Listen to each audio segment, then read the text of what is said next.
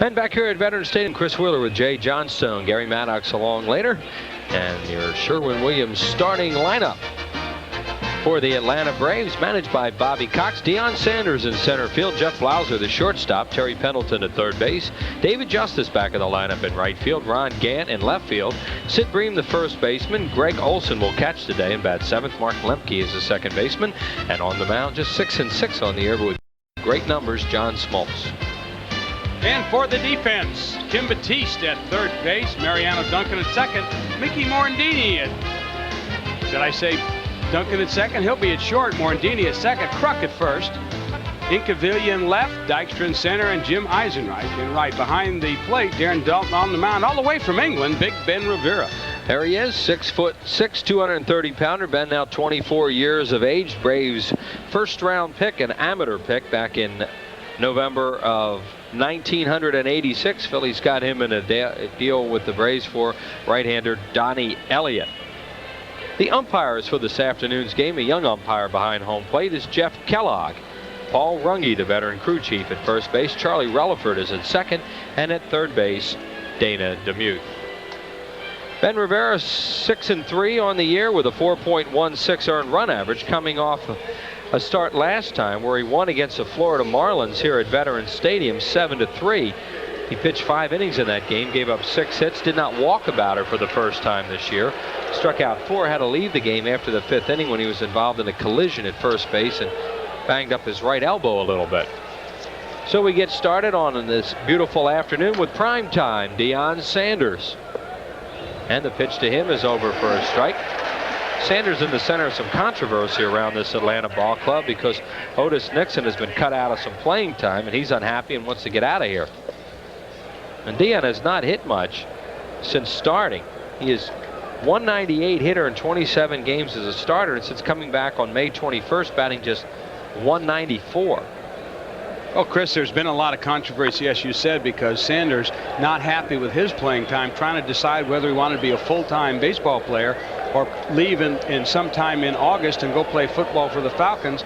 Well, finally came to terms with the Braves on a new 3-4-year agreement for $11 million. He will be with the Braves as a full-time baseball player all the way through the championship season and then join the Atlanta Falcons whenever that may be. Ben Rivera came out and threw him a lot of breaking balls. He didn't want to throw him a fastball early in the ball game, and Sanders hits the curveball to right fielder Eisenreich, 1 out in the game. Sanders pretty much a straight fastball hitter, trying to adjust to a breaking ball. So the Phillies don't want to give him really anything down the chute he can handle. There you see the isolated motion of Rivera with the breaking ball, and that's what Sanders hit, and he lined it out to Eisenreich. Jeff Blauser, the batter. Blauser, the shortstop, having an outstanding season at .325, batting .368 on the road. He's player of the week in the month of May from the 3rd through the 10th. Rivera throws a good fastball by him. 1 ball and 1 strike. Ben lifetime is 13-7 with an earned run average of 3.47 against his old team Atlanta. 1-0 in 3 games. He won a game here at the Vet last year against Atlanta. 1 ball, 1 strike to Blauser. Strike 2 call. The on-deck batter is Pendleton. Got to tell you a little story about Blauser. I was filming one of my blooper shows down in Florida, Chris, and I was doing it in Vero Beach, home of the Dodgers, and we did it with Tommy Lasorda. And Tommy asked me, when you go down to West Palm, he said, check out this young shortstop they got named Blauser. This is when the Dodgers were looking for a shortstop. So I came back and I saw him play down there, and I said, you know, it looks like he's got pretty good hands. He hit a ball in the gap. You know, look like line drive power. So they decided not to make the deal for Blauser. Swing and a miss, struck him out with a good fastball. And look where they are now. They've been looking for a shortstop for about 4 years. And Blauser's really come on to be a good player with Atlanta. What a deal they did make. Look at this fastball right there. All power, power against power. This time Rivera won right by Blauser. I guess they didn't like your scouting report, huh? Or they didn't believe me, but I thought this kid had some pretty good hands. You know, he was green, but when he hit a ball in the gap the opposite way, showed me he had a little line drive power the opposite field, and I gave a pretty good report on him. They just did not make the deal, and that, of course, was part of Fred Clare when he started taking over, and he wanted to bring up some of his young players. They made the deal for Alfredo Griffin, had him for a while. And so consequently, Dodgers been looking for a shortstop for a number of years. They've got a young kid there now that really just hasn't matured yet. And Offerman Line drive to right. It is a foul ball. Pendleton got out in front of a breaking ball and hit it foul. Pendleton's been a hot hitter lately. .316 in his last 44 games. Got off to a terrible start, but has batted safely in 7 out of 19, and his average at .253 doesn't sound like much for a guy like Pendleton, but it is quite an improvement over what he'd been doing early in the year. 2 outs, nobody on base, just underway in business person special number 2. Huge crowd expected here this afternoon. There's a base hit for Pendleton. Incaviglia backs up on it, gets it on 2 hops. Pendleton's going to go to second. Here's Inky's throw. He got him. Pendleton tried to slide around the outside of the bag and overslid the bag, and Morandini stayed with him, and they got him at second base. Incaviglia came up, made a nice throw, but the play was really made by Morandini. Instead of a quick tag, he waited and stayed with Pendleton all the way as Pendleton tried to slide to the shortstop side, and Morandini stayed right with Pendleton all the way. Nice play by both Incaviglia and Morandini as they take Atlanta out of the inning.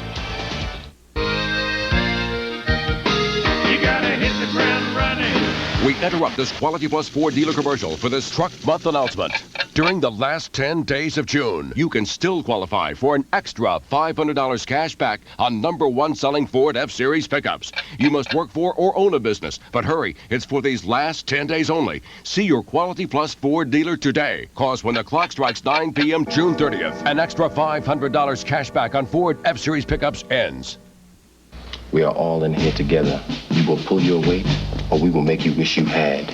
Ooh, ah, yeah. Ooh, ah. And how do we like our new roommates now, Mr. Bean? I like them fine. I like them fine, Sergeant. As you even said, Ooh, ah, feel. Come out of here right now. Damn you. You're really pushing him. I ain't pushing anybody. I'm just not backing off.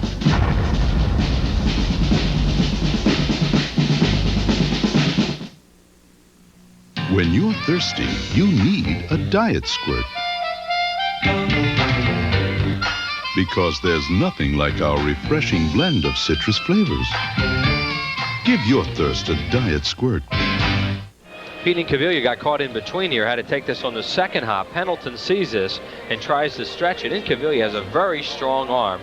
1 hop to Morandini. Pendleton tries to go around the bag. Morandini missed him and then came back and got him. And they call him out at second base. Good play by Pete Incaviglia. Sherwin-Williams starting lineup for the Phils. Managed by Jim Fregosi, has Lenny Dykstra in center field. Mariano Duncan, the shortstop. John Kruk at first. Darren Dalton will catch. Incaviglia in left. Jim Eisenreich, the right fielder. Kim Baptiste back at third. Mickey Morandini at second. On the mound, Ben Rivera. And for the defense, at third base, Terry Pendleton. By the way, I don't have a problem. That was a hustling play. Pendleton just happened to get caught out. Jeff Blauser at short. Mark Lemke at second. Sid Bream at first. In the outfield, Ronnie Gant, Deion Sanders, and Dave Justice will be over in right. Greg Olson behind the plate, and the young 25-year-old John Smoltz. Darn good pitcher on the mound. There is John Smoltz, 6'3", 185 pounds. Jay said young. He's only 25 years of age, out of Warren, Michigan. Signed as a free agent, an amateur free agent by Detroit. That was back in September of 1985. Came over here to Atlanta for Doyle Alexander, believe it or not. Oh, nice trade. The Tigers going for the pennant one year and traded Smoltz for Doyle Alexander. Lenny Dykstra leading the league in runs by plenty now over Barry Bonds. John Kruk right in there, and Darren Dalton, as the Phillies, of course, as a team, lead the league in runs when you have 3 of them up in the top 4. Pretty good shot at that. Dykstra will tell you that one of the toughest pitchers in the league on him is John Smoltz, even though he's a right-hander. Lenny lifetime is .296 off him, but has a lot of respect for Smoltz. Well, that's because he's got 4 good pitches: fastball, curve, slider, split finger. He'll use his split finger a lot when he's ahead in the count. His slider's very quick and tight. It's got a good bite. His curveball sometimes gets a little flat. That's a good pitch that the left-handers can hit if he gets it up, and he's got a good moving fastball. He's got command of all those pitches. That's why at a young age of 25, he's one of the better pitchers in the National League. And usually most pitchers don't reach their peak of maturity to somewhere between 27, 28, 29 years old. This kid's way ahead of everyone else. And Dykstra, who's been so patient lately, walking in a number of games. He scored at least 1 run in 15 straight games. Well, the thing that really impresses me about Lenny, Chris, is the fact that he's got 55 walks already on the year. And that tells me that's just like another 55 base hits. That's why the Phillies, who walk so well as a team, lead the league in on-base percentage. And there he goes again. John Smoltz in his last outing walked 4, struck out 7 in 7 innings. He's walked 47 overall, now 48 with Dykstra's leadoff walk. And that'll bring up Mariano Duncan back in the starting lineup today after missing 2 games with a strained hamstring. We're talking about Smoltz back in 1989 in his first full major league season. He became the youngest Braves pitcher ever to make the All-Star team at age 22. Has a very good move to first. Dykstra will have to be aware of that. Lenny has stolen 21 bases on the year, 13 consecutive stolen bases. And Duncan takes a pitch over for a strike. I think that's one thing that Hank King, our Phillies advanced scout, made very clear in his scouting report, that Smoltz, as you said, Chris, very quick to first base, doesn't hesitate at all. And when he goes over there the first time, it's usually to try and get somebody. Good breaking ball. He is so tough on right-handed batters because he has an outstanding slider and curveball. And Duncan swings through that. Mariano, we have him on radio a lot of times on Sundays as star of the game because he's such a good daytime hitter. This year, 320 in the daytime. Seems like he has big Sunday afternoon games all the time. See what he does on a business person special.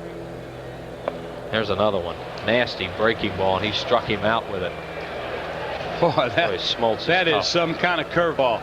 We'll show it to you again. Watch how much this ball breaks. It starts out from the inside of the plate to Duncan, breaks down and away out of the strike zone. Look where Olsen has to catch it. He has to backhand it almost on the dirt. That's about a 15-inch break. John Kruk, the batter, leading the league in walks and on-base percentage, second in hitting to Andres Galarraga at .358.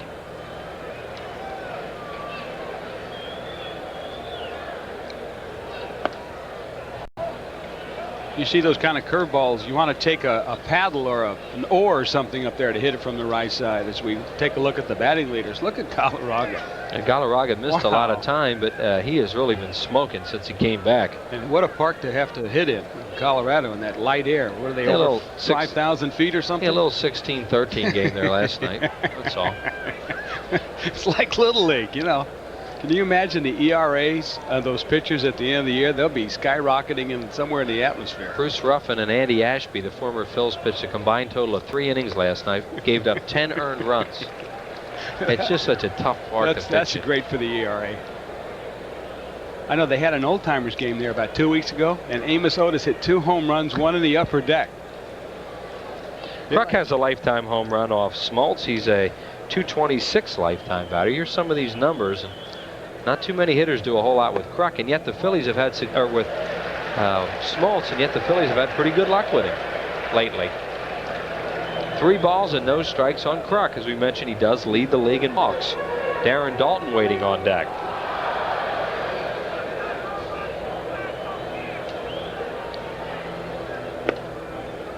You know, another reason why the Phillies have good success against pitchers like John Smoltz is the fact that the Phillies hitters are good mistake hitters. If you make a mistake to one of these guys, just not Kruk. I mean, you make a mistake to Incaviglia, Dalton, Kruk, Dykstra, they're going to hit it, and they're going to hit hard, and they're going to get base hits.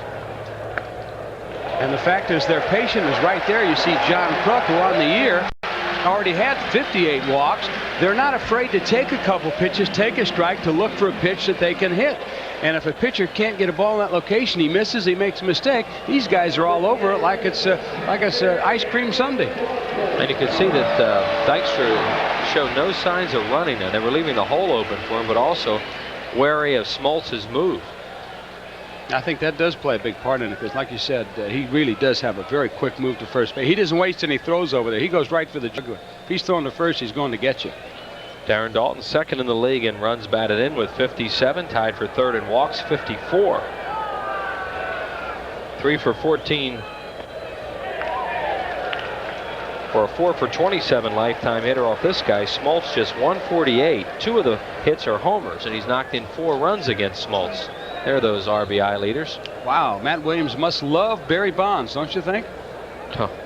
He ought to take him out about every other night for dinner. He has a slight muscle pull right now. Williams came out of the game Monday night. Last night he just pinch hit. So he hasn't played much in the last 2 games against San Diego. Andy Bennis pitched very well against the Giants last night. Watched that game at home. And the Giants finally lost the game. They lost 2-1 at home at Candlestick. Dalton tries to check. Pitch was over anyway, according to Jeff Kellogg, the home plate umpire. 1-1 to Dutch.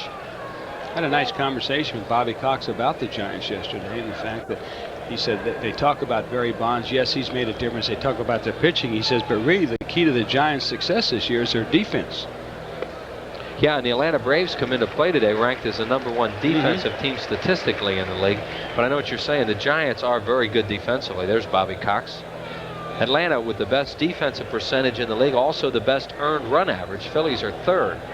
Everybody keep thinking that Atlanta will overcome the Giants because of their great pitching, but the Giants don't show any indication of folding yet. Breaking ball, did he check? Yes, says Dana DeMute. Smoltz thought he went. He thought the pitch was a strike anyway. Smoltz thought he got jobbed 2 ways. Right, that's twice that Dutch has done that. Dalton has just got in front of the plate. Bobby Cox is not happy about it. The theory behind that is if your bat crosses the plane of the plate, it has to go across the plate now. You can stop it right at the plate. It has to go across in front of it, then it's a strike. And it looked like Dalton just did stop his bat before it went across the plate. 3 balls and 1 strike now on Dalton. Fastball hit hard to center field, the base hit. Dykstra's coming around, he'll score. On his way to 3rd is struck. Deion Sanders' throw is strong but late. And the Phillies have a run in. Runners at the corners now with 1 out. And Darren Dalton has 58 runs batted in. Boy, you talk about AstroTurf base hits on a hot day. Watch the location of this fastball. It's right out over the plate, running away from Dalton, but Dalton, a very good low ball hitter, went right down and got it, and he hit it so hard that the second baseman, Mark Lemke, really only had to take 2 steps, and it was by him. There that you see the throw by Sanders, a 1 hop, but Kruk off and running on the play. And now the pitching coach will come out and have a little chat with John Smoltz. Leo Mazzoni on his way out, and I think he's going to talk to Smoltz as much anything right now about his temper and the way he's feeling about pitches that have been called early in this game as anything else, because Smoltz might be beating himself in this situation. There's Dalton with that 58th RBI. He was very unhappy with some pitches that he threw to Kruk that were not called strikes, and he was unhappy about that check swing by Dalton, and so was the manager, Bobby Cox. Well, those are very questionable. Like you say, it could go either way. And the fact that the Phillies are here at home, they may have gotten a break. Maybe in another situation, they may have been called strikes. But you're right, at a tender age of 25, sometimes that can upset a young pitcher, and it's quick of Bobby Cox to send his pitching coach out there. Pete Incaviglia, the batter, the hero of last night. What a difference when a right-handed batter gets up there, huh? You see the big break on his curveball. Like you said, that's one of his better pitches as we look at Johnny at third base. Kruk taking the lead off there. There's Darren Dalton at first base. Incaviglia 0 for 7 lifetime off Smoltz. Not too many right-handed batters are going to wear this guy out. He keeps throwing that breaking ball. That one Incaviglia took. It's 1-1. Phillies have a shot for another run with a fly ball here. And Incaviglia is the guy to knock in runs. What a job he's been doing knocking in runs. 47 RBIs in 48 games. Obviously the best ratio on this club and on most clubs. Now he chased it. Bounced away from Olsen, but not far enough for Kruk to score. You know, it's almost like he knows he's going to get them, and he's still going to chase them. Well, I think it might also be very tough to pick up the breaking ball here in this daylight. You can see Incaviglia really swinging at balls not even close. And sometimes you play a night game, you come back the next day where it's really bright. You've got a lot of multicolored shirts in the outfield. It's a little tough to pick up a big breaking curveball that a guy like John Smoltz has. And you can see how far Incaviglia is missing some of these pitches. 1 ball, 2 strikes to him. Got him. He just stayed after him with those pitches, and he finally got him. Strikeout number 2, both on right-handed batters, and now Eisenreich will hit. All breaking balls to Incaviglia here. The ball just out of the strike zone.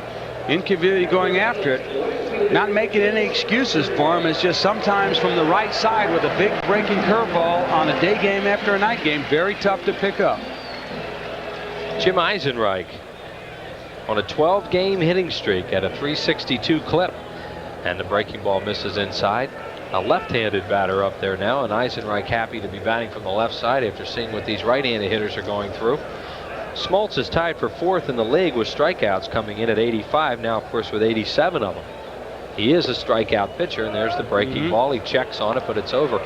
He'll throw the curveball more to the left-handed hitters and the harder breaking ball to the right-handed batters, and he also throws that split finger pitcher talking about, Jay, to left-handed hitters. He'll use that really when he's ahead in the count. And he does go for the strikeout. Last year he led the National League in strikeouts with 215. To Breen. So the Phillies get one and could have had more, but they'll settle for that. In the inning, the Phillies pick up a run on just one hit. No errors, and they lead 2. 1-0 Phils after 1. Did you know Texaco puts System 3 in every grade of gasoline? System 3 gets high marks in every grade, which is a lot better than I ever did. My dad says Texaco puts System 3 in every grade. I'm in the 4th grade. Of course! That's why I always fill up with System 3. What do I look like? Don't say it. Visit your Texaco station. I can get the tires rotated, the car lubed, and still get home in time for the game. Mow the lawn. For unbeatable System 3 gasolines and so much more. Mow the lawn. Mow the lawn. You followed him from the first day he signed with the team. You know he's not perfect, but on certain days in his life, he has been. The night he poured in 63 points. The time he crushed 3 home runs in the World Series. The day he found Dwight Clark in the end zone. And you wish at some point, at some moment in your life, you could be that perfect too. And that's why you cheer for him. That's why you believe in heroes.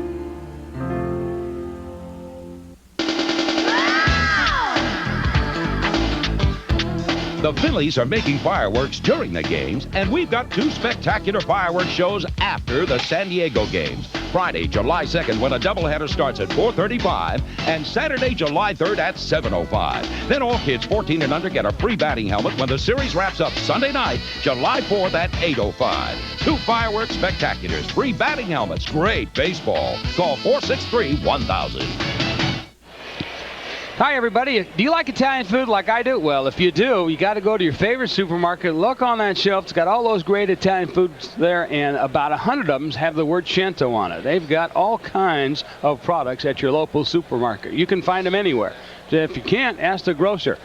And for every home run that is hit by the Phillies this year, Cento has offered to donate and has donated $200 to the Philadelphia Child Guidance Clinic, a very favorite clinic of one of our prison producers, Gary Maddox, who's in the booth with us. In fact, this year already, they've donated $14,800 to the Child Guidance Clinic, and Phillies lead the National League in home runs with 74, looking to add to that today. So hopefully we can just get all kinds of money this year from Cento. There's a guy for the Phillies clinic. really want to get back, Dave Hollins, who's coming along quite well, thank you. Yeah, he's even started working out. I couldn't believe that. Yeah, he's going to start swinging the bat by the weekend. There's Batiste, who's been playing a good job. Doing a good job at third base in his absence. Happy 15th birthday to Justina Pataccio. Justin's grandfather works the elevator here in the press area at Veterans Stadium. The first pitch is over for a strike. And to John Santini of South Philadelphia. He's a nephew of Sal Amaradio. Oh, a little divine intervention today. Yes, we do. Sal works down there near the Phillies clubhouse as one of the security guys. So happy birthday to those 2 folks. Justice was here last night. His wife had some physical problems back in Atlanta. He went down there and then returned yesterday. Did not play last night. Back in the lineup today. Well, they need this guy to hit for them to get on track. And he started out so bad at the beginning of the year. I think streaky really applies to David. Yeah, I guess you could say that. He's a guy, if you run into him when he's hot, look out. But he can be pitched to. Boy, is he strong. Look at this. And Kruk goes back and catches it. Look where the barrel of that bat winds up. Help, help. He's getting out of the way. Kruk, good thing Kruk had to make a play on that, because Justice swung on a pitch coming inside, and you could see the bat just break right in half. And if Kruk had not had to go back for this little pop fly, he'd have been doing a little tap dance to get out of the way of that one. So. There goes the bat back. There's some firewood for somebody. Happy anniversary today, number 54 though, to Tom and Claire Roth, who watch all our ball games. We thank them for that. And happy 30th to Prism's Doug Stover, who's working the videotape today. Gant hits a shot to left, fair or foul. It is a foul ball into the stands. Gant, a notorious first ball fastball hitter, and he's up there hacking. Well, that's the kind of guy, when you got a guy like that, remember like Joe Morgan and those guys, they went after that first pitch fastball. Got to be a little careful on how you give it, where you give them that fastball. Sometimes you want to maybe put it off the plate somewhere and hope they swing at a bad pitch. He broke his bat. Well, that pitch looked like it might have been a little up and in, and Gant tried to tomahawk it. That old, what do they call it, the Atlanta chop. He tried to tomahawk it out of here and pulled it foul, but he hit it somewhere around the label. It still got down to the 330 sign. Rivera's come out with good control so far today. As we mentioned, his last start, he did not walk a batter for the first time this year. Trying to maintain that this afternoon. 1 ball and 1 strike on Ron Gant. Misses low. Been out of the Atlanta system and likes to pitch against his former mates, and has pitched well against them. I think that's probably one of the biggest inconsistencies that Johnny Padres has with Ben Rivera, is the fact that he does walk a lot of guys. But he's still young yet. You know, he's maturing, he's learning. Very high pop up. Here comes Batiste off the line. He squeezes it 2 down. Nice pitch by Rivera. He had a fastball at Gant that he ran a little bit in on him. Pitch was up in the strike zone with a lot of mustard on it. Unless you can really get on top of that fastball at a guy that throws over 90 miles an hour, it's a very tough pitch to hit. Gant didn't, and he popped it up. Sid Bream, the batter. Pennsylvania native. Sid at 241 with 6 homers, 24 runs. Been in the off-injured Sid Bream, but a very steady player when they get him in the lineup. This is one of those guys in baseball, folks, that probably every year is in line to receive an award for the nice guy award somewhere from somebody. One of the nicest guys you'll ever want to meet. Had a chance to play with him in '85 when he was with the Dodgers, and just really a peach of a guy, and does a lot of things in the community, and says things like shucks and gosh darn. Fouled away. Down the line, Incaviglia will run over, but he'll run out of room. You just saw by those numbers on there, too. He's also been a very good lifetime hitter against the Phillies, and he's been hot lately. 10 for his last 22. Birthday wishes to Dan Histon this afternoon, and also to Joseph Treathen, a supervisor here at the ballpark. Beautiful day. The crowd still filtering in, a late arriving crowd. Swing and a miss and a breaking ball. He struck him out. Strikeout number 2 for Ben. No runs, no hits, no errors, and nobody left. To the bottom of the second. Phil's 1, the Braves nothing. Look at the Chevy CK 1500. Then look at the competition. CK has a refined independent front suspension. Ford's goes back to the days of LBJ. CK gives you 24-hour roadside assistance. Try getting that with the Dodge Ram 150. Wondering whether Toyota T100 has a V8 like we do? Maybe that's why the competition doesn't even show up. Because nothing compares to a Chevy pickup. That's why your local Chevy Geo dealers are really kicking tailgate. Budweiser and the Phillies are celebrating the 4th of July holiday weekend with the Bud Summer Baseball Bash. It's a special tent party outside Veterans Stadium on Monday, July 5th before the Phillies-Dodgers game. Right now, be the 17th caller to 1-800-432-1745 and win 4 tickets to the party and the game. You'll join us for food, music, and surprises, and then watch the Phillies play the Dodgers. It's the Bud Summer Baseball Bash with Budweiser and the Phils. So bring on the Dodgers and bring on the Bud.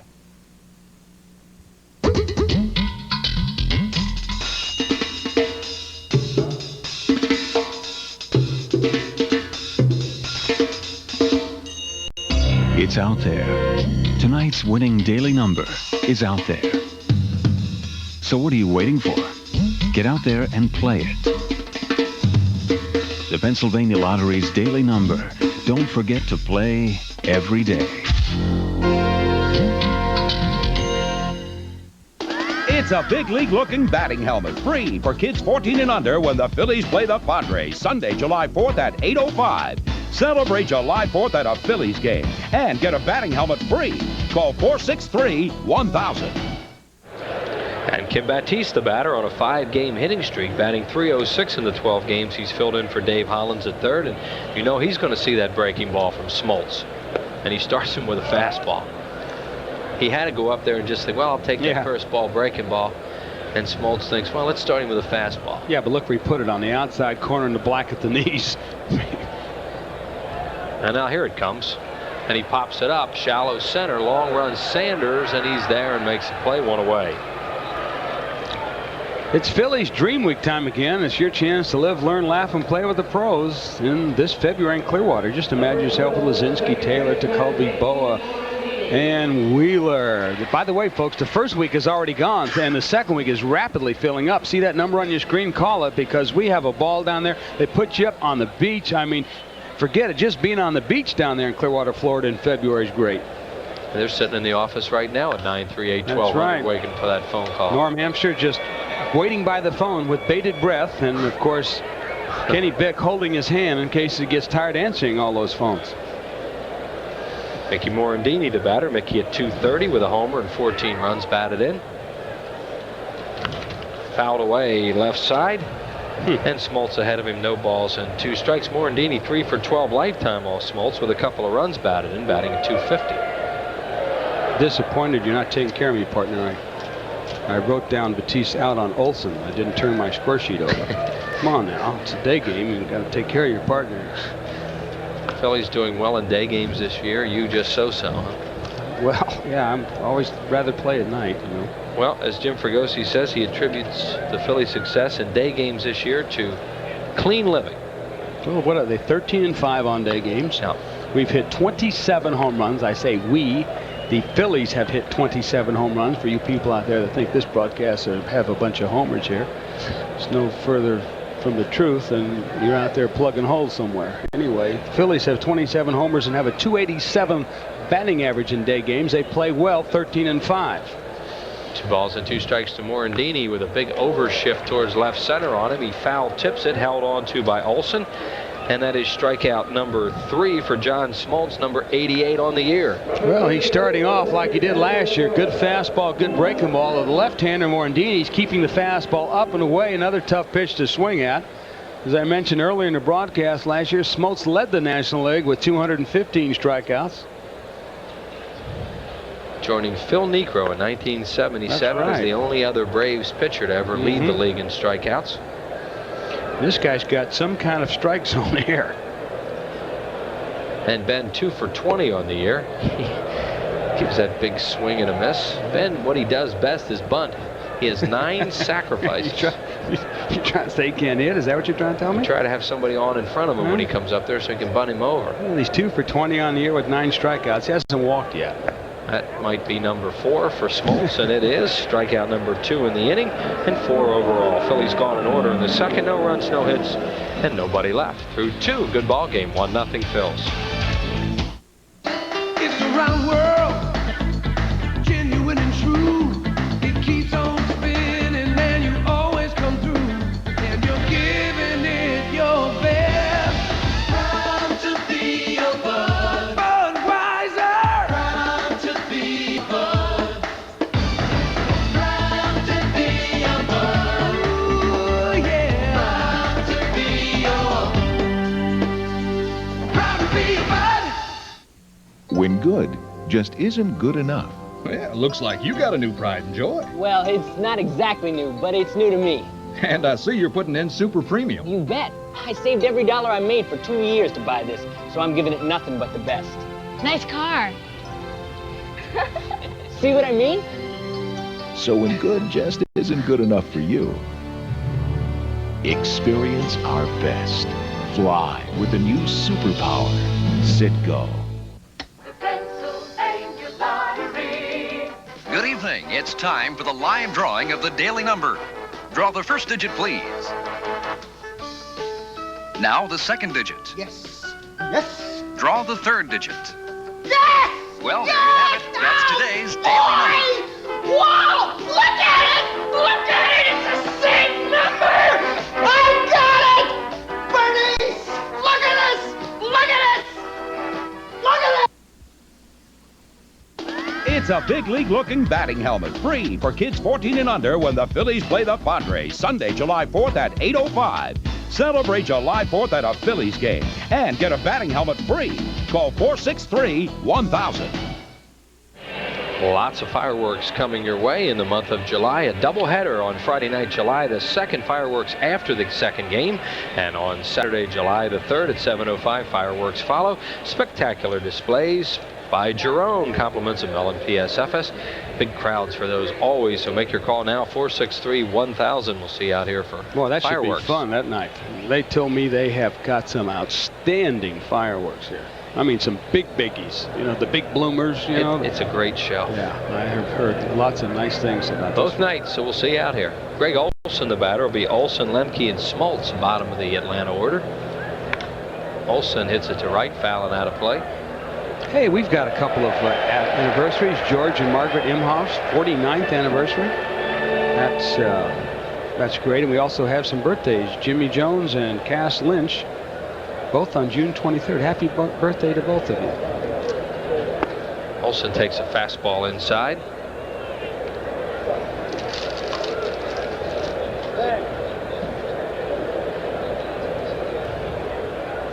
Olson takes it high. Smoltz will bat third in this inning. He will be the subject of a Larry Rosen feature out of the Superstars Gallery at the conclusion of this half inning, so stay tuned. Olson gets jammed, little weak pop-up. Who wants it? Batiste fighting the sun. Here comes Duncan, and Batiste stays with it, makes a play. Boy, there was some trouble there for a while. Looked like the wind was blowing it back towards the pitcher's mound. Both Kim and Duncan having trouble with the sun. You can see Batiste hollering at Duncan coming in, wanting it too. Duncan had a longer run, but I think he thought maybe Batiste was having trouble with it. Looked like he did have a little trouble with the sun. Wonder will we give Duncan an assist on that for helping him? Getting out of the way. Mark Lemke, the batter, one of the best little 8-hole hitters you'll ever see. Lemke batting a very solid 265, a career high 6 home runs, 24 runs batted in. He's a switch hitter, 315 right-handed, 249 from the left side. Has he ever done a job for Atlanta in the playoffs and World Series the last couple years? Smoltz waits on deck. Phil's lead at 1-0. We're in the third. Starting to fill up here at the vet. I mentioned a late arriving crowd. A lot of people outside at game time trying to get in, evidently. These business person specials have really become popular. This could be close to a sellout this afternoon. There you see the crowd here at the vet. Back at Big Ben, who's a good fielder. Well, there's a lot of sick people out here today, Chris, trying to get well in the sun. As Ben protected himself on the first ground out of the day here. I'll show it to you one more time. Big Ben, as Chris mentioned, at 6'6", you know, over from England there. And watch this one, a one-hopper right back at you in the midsection, kind of like get your glove going. Ooh, save it. Got it. Yeah. Smoltz, the batter. John batting at 172 on the year. Lifetime, he's a 140 hitter with 2 home runs. His first major league home run coming off the Phillies at Atlanta. He swings and misses. 1 ball and 1 strike on John Smoltz. Smoltz with a run batted in this year. He has 18 in his career, and he's a 140 lifetime hitter. 2 balls and 1 strike. 2 outs and nobody on base in the third. Deion Sanders on deck as I mentioned, the crowd continues to arrive. Right out of the office. Yeah, I was going to say, it's a heck of a lunch. crowd. Yeah, a lot of people coming out on business luncheons today. This is the most well-dressed crowd you see all year. One of those, Miss So-and-so, could you take my messages? I have a meeting at 1 o'clock. I'll be about an hour and a half. Yeah, then they bump into each other out here at the yard. 2 balls and 2 strikes. Swing and a miss. Struck him out. That's strikeout number 3 for Ben Rivera, who has retired them in order, although giving up 1 hit. No runs, no hits, no errors, and nobody left on base. Time now to visit the Superstar Gallery as Larry Rosen profiles pitcher John Smoltz, the best 500 pitcher in baseball. Have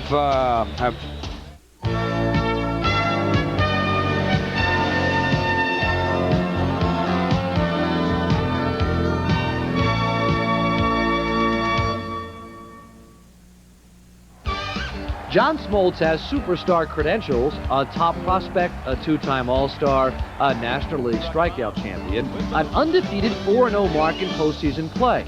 At 26, he's an anchor for one of the best starting staffs in baseball.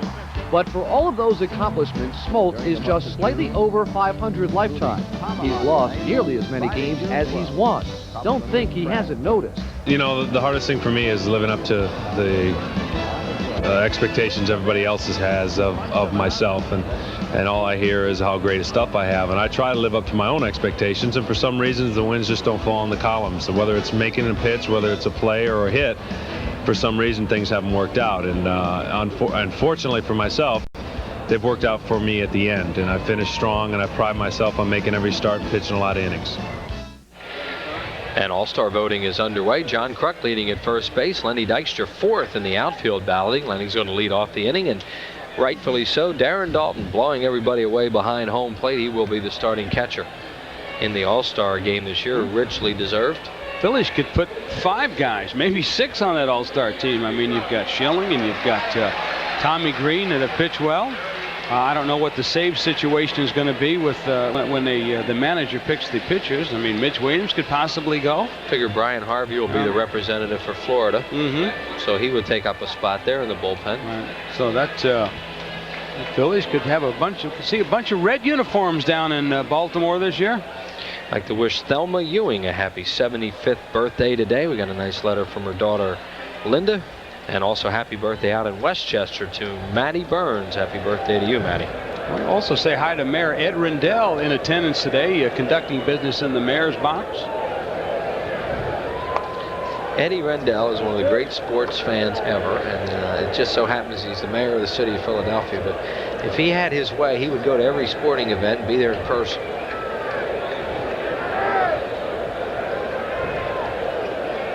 Dykstra fouls it off left side. It will go to the crowd. Lenny walked and scored the Phil's run in first inning. That's starting to become redundant. Yes. Our mayor, a very good sports fan because he was a very good player when he was a lot younger. He tells you that, huh? Outstanding football player in his time, they told me. Also played a little stickball from what I heard too. He is very excited, as everyone in the city is, about the opening of the new convention center, which is coming up this week. That's going to be a great boom for the city. Oh, big plus for the city, and you know, get Philadelphia right back on the map. Get some of these conventions now starting to come back here, and big ones. Lenny hits a line shot to left center. Gann a long run. He won't get there. It's extra bases. Bounces off the top of the wall. Dykstra coasting to second base with his 21st double of the year. Well, he can't do it any better than that. Smoltz, who likes to pitch in and out. Watch where the location of this ball was. It was running away from him. Dykstra waited, hit it on top of the ball, hit it right out in the gap. The ball quickly off the top of the fence as Gann gets it back in. As Chris said, Dykstra rolls in with his 21st double, and that's just a good piece of hitting going the other way by Dykstra. And now Mariano Duncan, the batter, he'll do his best to move the runner along. He had a lot of trouble with Smoltz's breaking ball in the first inning. Might be able to look for one of those pitches away and hit it to the right side. Dykstra with a good leadoff second. And Duncan tries to hit it the right side and fouls it off into the crowd. Well, hopefully the Phillies will be able to do this, because this is part of the game. We call it situation baseball. With a runner at second base and nobody out, you got to get that runner over to first base if you have to punch it like you're playing Pepper. Last inning, the Phillies had a runner at third base with only one out, didn't score him. So here they got a chance, and they've got to get this runner over. Duncan swinging at a high pitch. Now he's in the hole 0-2. But his job as a batter in this situation, get Dykstra to third any way you can. Now he's in the hole 0-2, which makes it even tougher. He tried to hit that high breaking ball to the right side and swung through it. On deck is Kruk.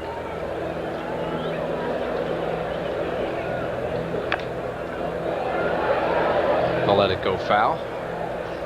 As Larry Boa gets it back to John Smoltz. Smoltz, an interesting case for the Phillies. When he first came into the league, he dominated the Phillies. But believe it or not, he hasn't beaten them since May 27th of 1990. On that day, he was 2 outs away from a no-hitter. It was a Sunday afternoon here, and Lenny Dykstra doubled to right field with 1 out in the 9th, broke up the no-hitter. He pitched a 2-hitter that day, and he hasn't beaten the Phils since. There's Lenny leading off second as he just doubles off him this inning, leading it off. Duncan just can't stay on that breaking ball of Smoltz's, and he swings and misses. So Smoltz gets a big strikeout there. That's number 5. Big strikeout. You can see the breaking ball. He started it on the corner on the outside part of the plate, ball breaking away. And as we've seen so far in the first 2 innings, Philly right-hand batters really having a tough time either picking up the breaking ball or staying with it, because today a big bite on it, 15 inches or so.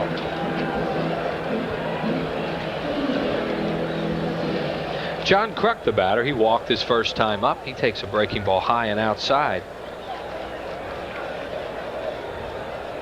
He has now struck out 5 batters in the game, 4 of them right-handed. The one left-handed batter was Morandini, all of them swinging. Yeah, and all but Morandini's curveball. Smoltz now with 90 strikeouts on the year. Jose Rijo coming in as the league leader with 91. Kruk takes it high. On deck is Dalton, who got a base hit to knock in the only run of the game. Rijo, has 93. He's now tied with Maddox, his teammate, with 90. So the way Smoltz is going this afternoon, as we look at Dalton, he could be taking over the league strikeout lead soon. He only needs 4 more. Way up high. He is so much different to these left-handed hitters than he is to the right-handed batters. He seems so confident to the right-handed hitters, and he's struggling with the left-handed batters. Well, what's surprising me against the left-handers, and I've seen him do this before, he's usually not afraid to come inside. We haven't really seen him come inside too much here with the left-handed batter. And Kruk is ahead 3-0. He had a 3-0 count his last time up. Took a strike and then walked. See what John does now. He has had the 3-0 green light quite a bit lately. He had it there, and he topped it. And he grounds out. So that's 2 times that Kruk has had the green light lately, and he's not hit the ball hard. A little bit anxious. And Dalton will bat now. Sometimes batters, when they get the 3-0 count, they try and overswing. This was just a pitch that was a little up in the strike zone. Maybe not a good pitch that John normally swings at, but usually you expect a pitcher 3-0 to give you a pitch in a good part of the strike zone. Well, that'll have the manager taking that green light off pretty soon. Well, when a guy's hitting 350, 360, pretty hard to take a green light off him. You know, he's going to get some good swings at it. Now, if you're ever going to see a pitch around, it'll be now. With 2 outs, a base open, a right-handed batter in Cavilla on deck, and that ball 1, and Olson and Smoltz are going to talk about it. I mean, if they're not going to send out Walkham from the dugout, it looks like they're going to take charge here and decide not to pitch to him. Batman returns on Saturday night, June the 23rd. That's this Saturday night. The Cape Crusader battles the Penguin and the Catwoman for control of Gotham City in the blockbuster sequel Batman Returns Saturday night on Prism. The only place to be for the summer of '93. Oh, I love that movie. Yes, Michelle Pfeiffer, I'd buy her cat food any day. Yeah, she's all right in that movie. 1-0. Breaking ball low, there it is. I like the long ears and the claws on it. You know, really my kind of woman.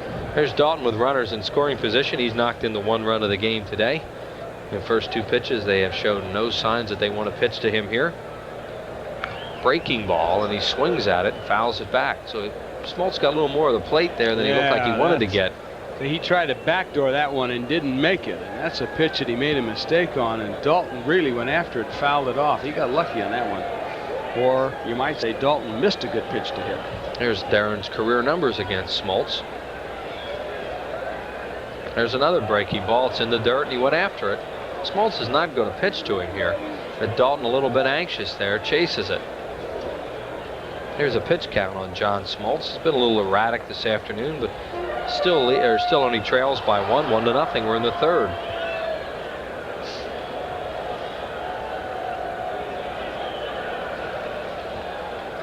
Breaking ball and a beauty. Got it over, struck him out looking. Number 6 for John Smoltz. So the Phillies waste a leadoff double. No runs, 1 hit, no errors, and 1 left. We are through 3, and it's 1-0. This is your world, genuine and true, working together in all that you do, and you're giving it your best. Proud to be your bud, Budweiser. Proud to be your bud. Proud to be your bud. Ooh, yeah. Proud to be your. Proud to be your bud. If you want the hottest looking new compact pickup, and you want the #1 selling compact pickup in America, then see your Quality Plus Ford dealer now during Ford Truck Month. Now a 93 Ranger is all new inside and out and is just $199 per month for 24 months. Ford Ranger Splash is now the sportiest new pickup in town. Hurry, Ford Truck Month ends soon. See your Quality Plus Ford dealer today. You better hit the ground running in a new Ford truck.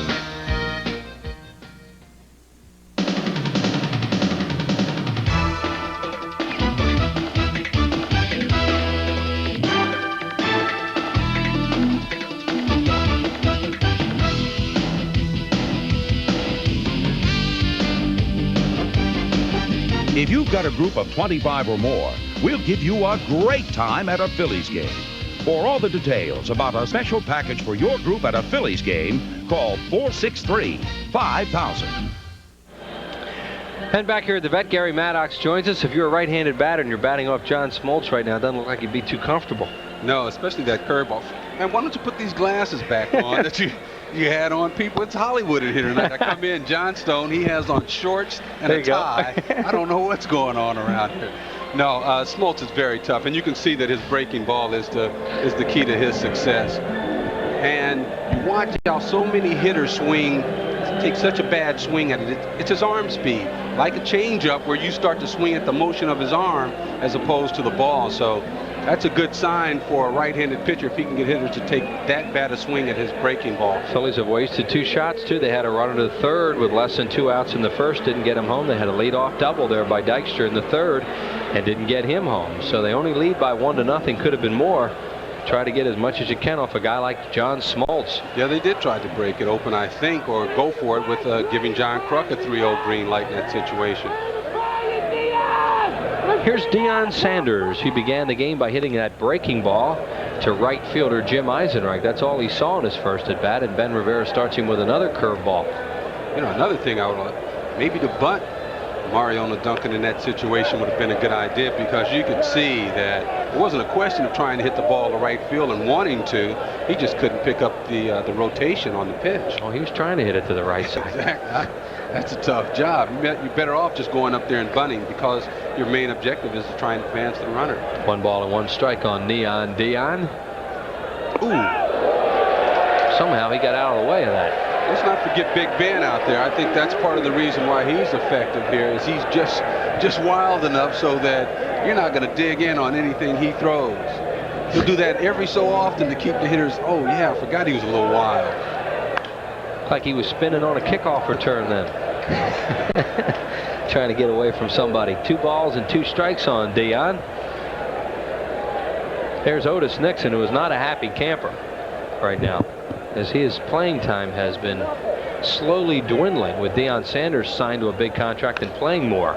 Jammed him right on his fist as Rivera pitched him inside and gets him out, 1 away.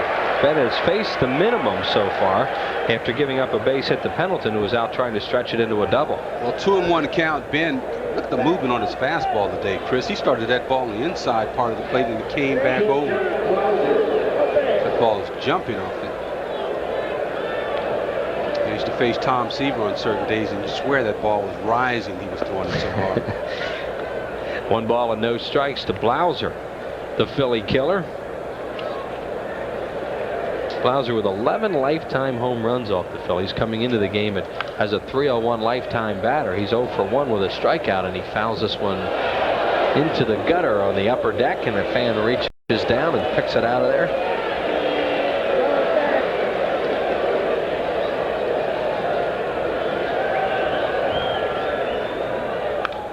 fouls it away.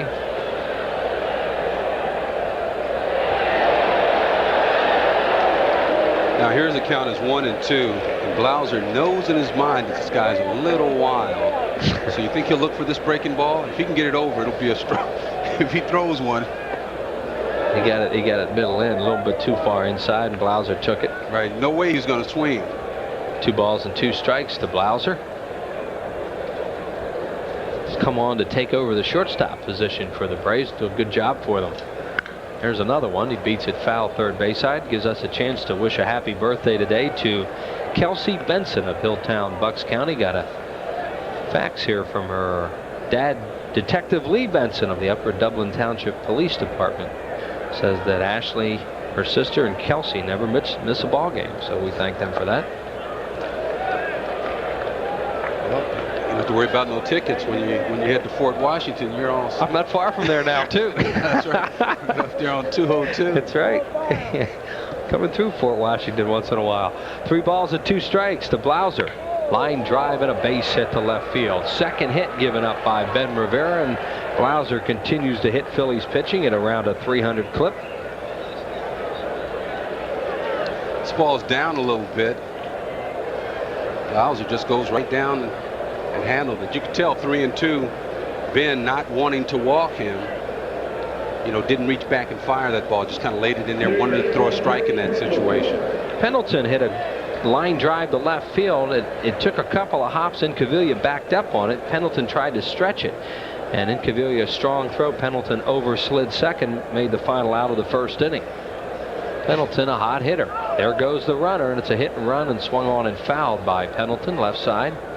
Hey Chris, I have to point out, it was pointed out to me a couple of pitches ago that I said you didn't have to worry about no tickets, and it should have been any. I heard told by Larry Rose. So your grammar ain't too bad for a jock, you know.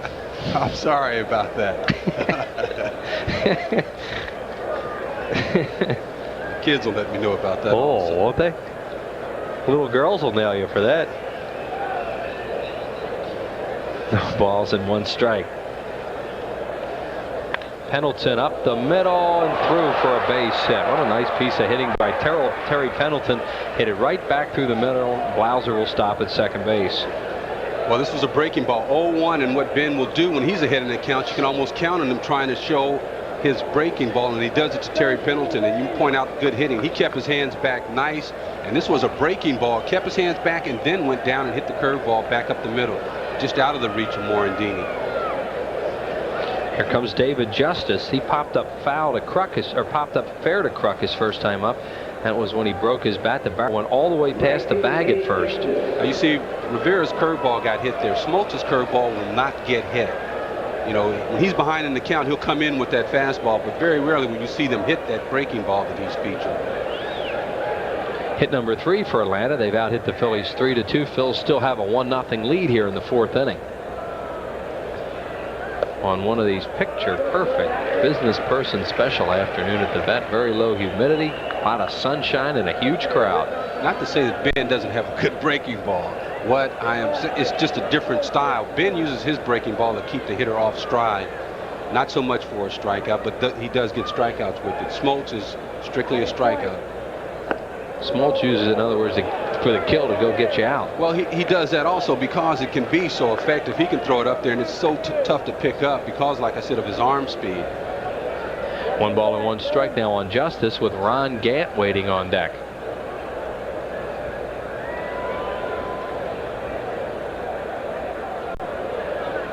Ooh, changeup. Good changeup. Got him way out front. Swinging fastball all the way. Man, is it in a good location? Talk about arm speed. That's good arm speed there. Yeah, let's see some more of that pitch. Well, he's been working with that with the master of the changeup, of course, Mr. Padres. You know, you can almost look for that. It's still tough to hit. And he come back with that. He swings and misses. Struck him out on a curveball. Strikeout number 4 for Rivera. 2 outs to Gant. Dave Justice, usually a more disciplined hitter, this time chases a breaking ball in the dirt. He got jammed his first at bat. Someone the Braves really count on to generate power and definitely to produce in a situation like that. Good job of pitching by Ben Rivera. Here comes Gant, and you really want to watch out for a first ball fastball with Ron Gant. He swings the first pitch a lot and looks for the fastball. See what they start him with. Well, if you're going to throw that breaking ball, you don't have to throw it as your best one because he's looking for a fastball. Comes inside with a good fastball. And he'll even take that pitch. Rivera has very good location so far in this ball game. He's been able to move the ball well around the strike zone of this Atlanta club, and they are a fastball hitting team, as most good hitting teams are.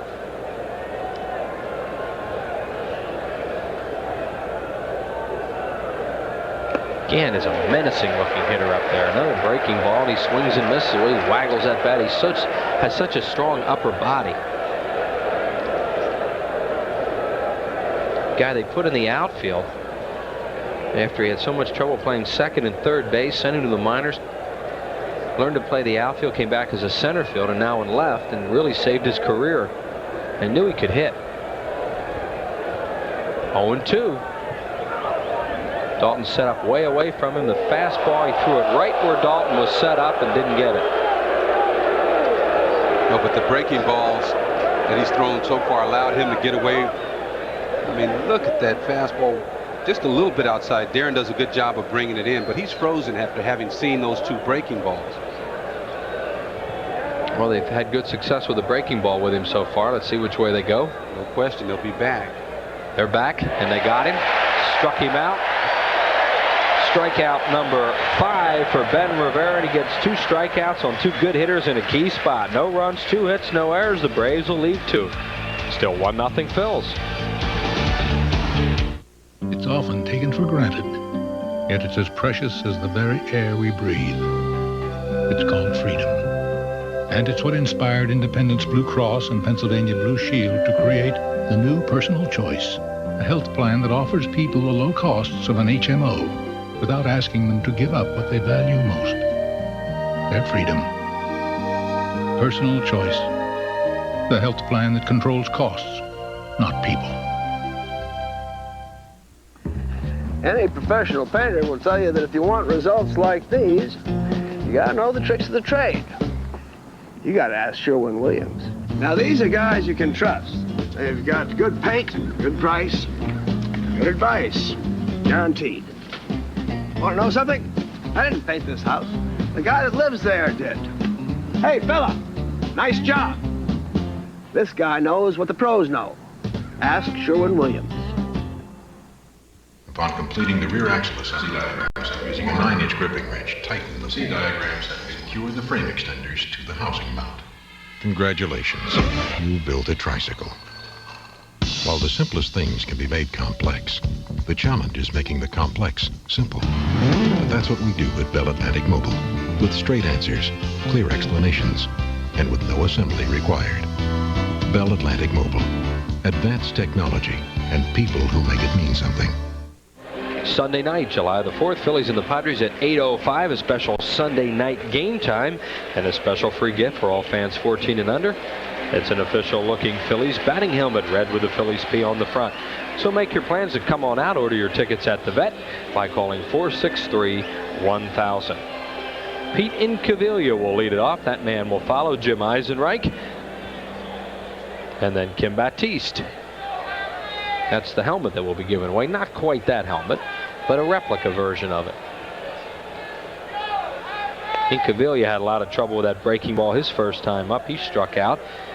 A lot of strikeouts in this game. Rivera has 5. Smoltz has 6. Smoltz now with 91 strikeouts on the year, second in the league to only Rijo's 93. Incaviglia had a pretty good swing at that pitch. Fouled it back 0-2. Smoltz flirting with danger, throwing a fastball to Pete Incaviglia, but he had the first one a good location. He got the second one way in there.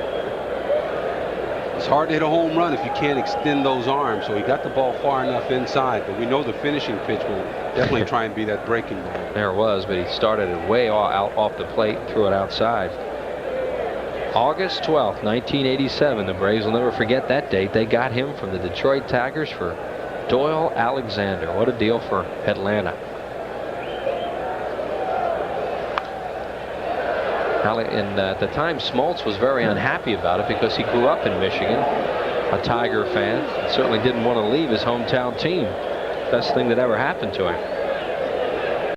Works out that way sometimes. Yeah. He got a chance with Atlanta, a struggling team at the time. You know, I was with San Francisco, and they told me I was coming to Philadelphia. There's that breaking ball, and there's number 7. Smoltz on a strikeout roll today. We're only in the 4th inning.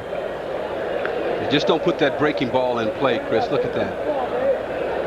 Looks like a fastball coming right there, and you lock yourself, and then all you can do is wave goodbye as it, as it floats to the outside part of the play. Especially from the right side. Eisenreich, the batter, and he beats it foul. Eisenreich with that 12-game hitting streak. You see, especially from the right side, he struck Darren Dalton out on the breaking ball looking, so it's effective. And you saw the swing that Eisenreich had.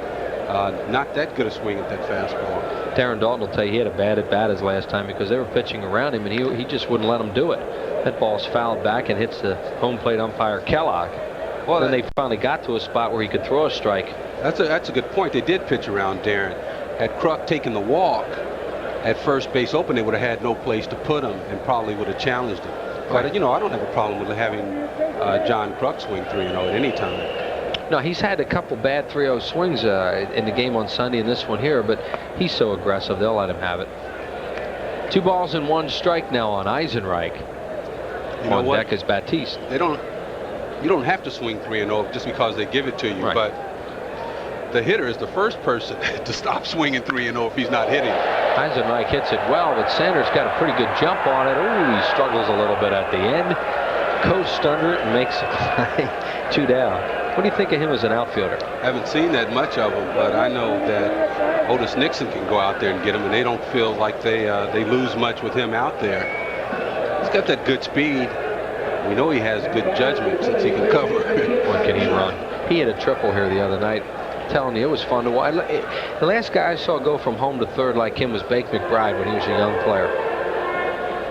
He looked up, and he was at second base so fast. Batiste fouls off the breaking pitch. He hit a fly ball to shallow center his first time up. 2 outs, nobody on base here in the 4th. 1-0 Phillies. Kim talking to himself.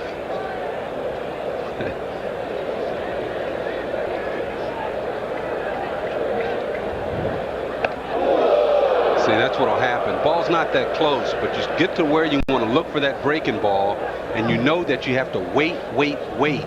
Then when that fastball comes, I mean, and you barely see it. Start leaning in a little, right? Leaning over the plate a little, looking for it. Well, you're definitely not going to be backing up. But that fastball comes just a little bit inside, you think the world is ended. There's another fastball, and he fouls it away. So Smoltz, you know he's going to throw the breaking ball now, but he sets him up with fastballs.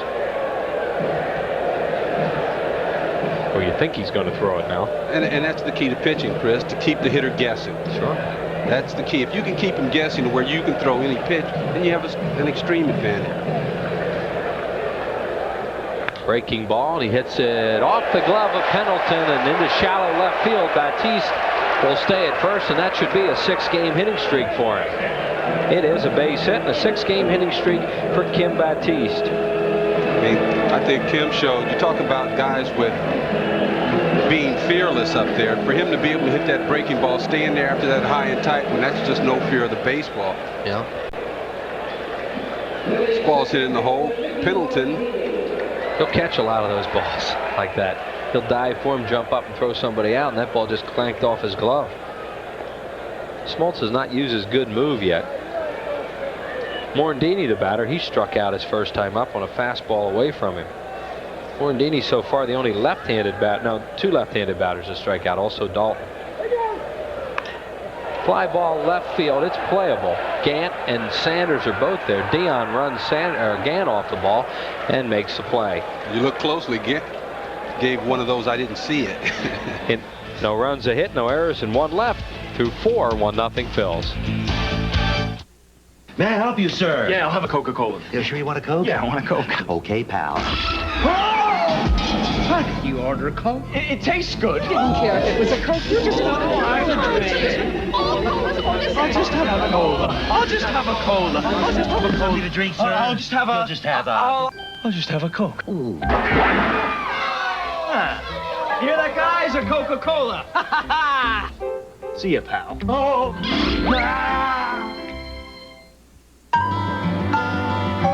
Yeah, how far away do you think I can get in 72 hours?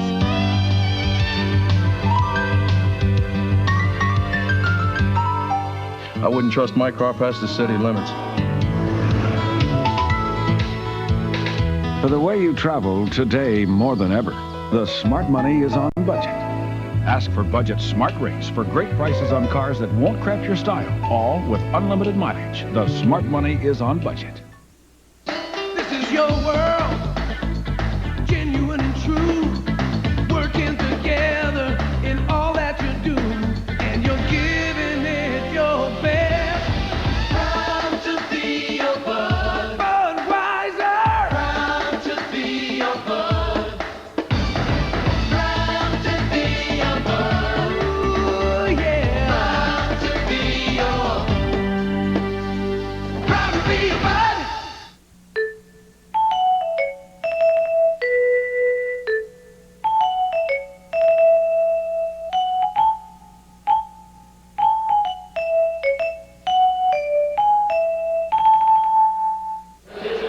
Exciting new item coming up on Sunday, July 11th when those San Francisco Giants are here. It's the brand new red mesh jersey. It looks just like the Phillies batting practice jersey, and gift is compliments of Modell Sporting Goods. So come on out that Sunday afternoon.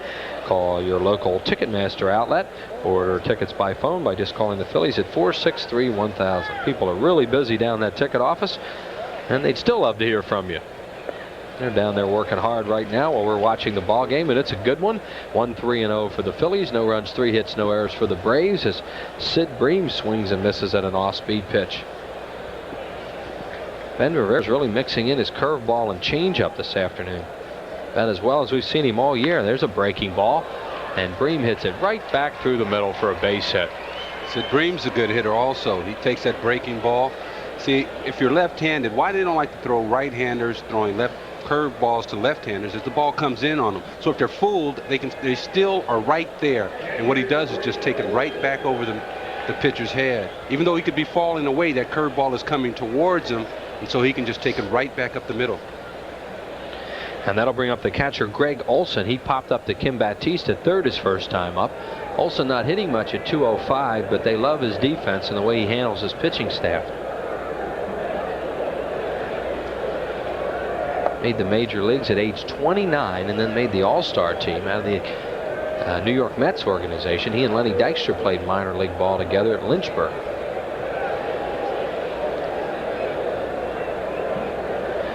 Good hit and run situation. Don't have a real good base runner necessarily, but Olson hits into double plays. Yeah, that's a good reason to run him. There they go. And it was a breaking ball and a tough pitch for Dalton to handle. They did play hit and run in that situation, but it's a stolen base for a guy like Sid Bream, and that's the way he'll make them for the most part, is on that kind of play. Well, he got a breaking ball to run on, but right here, you think Olson is looking for a curveball, 1-0 from Ben Rivera in a hit and run situation, but he knows he has to swing, and he's fooled completely. And Dalton couldn't get the ball out of his glove on the low pitch, so he winds up at second anyway. So they wanted to get some movement and stay out of a potential double play, and they do it. Not quite the way they planned. Now it's 2-1 on Olson with switch hitter Mark Lemke waiting on deck, and then the pitcher Smoltz to follow. Ooh, Olson looked like he's trying to go the other way with that. Try and move the runner over. Well, again, not a pitch in the strike zone, and Darren Dalton was asking for it inside. He chased that one to help Ben out of a potential bad situation.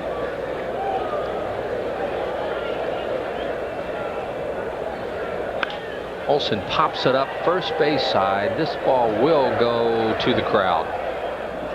I'd like to thank Stephen Sklar from Bassett's Original Turkey. Sent a big platter of stuff down to the radio booth, and allowed to go get it if we want. So help yourself if you want lunch after your 3-inning stint here. Harry and Whitey and Andy are offering that stuff around. We thank him for sending that stuff up to us. Could have told me the 3 innings that I wasn't on the air. Just saw this card sitting here. I forgot about it. 3 innings ago, you could have told me. 2-2 to Olson. Breaking ball. He just absolutely froze him. And Ben Rivera gets his 6th strikeout out of the game. 1 out. Look at this. I mean, the pitch is inside as well. You know, it wasn't a curveball that broke out over the plate. It just stayed inside and locked Olson completely. Ben Rivera's strikeout high is 9 this year at Cincinnati on June the 2nd. And he has 6 in this ball game.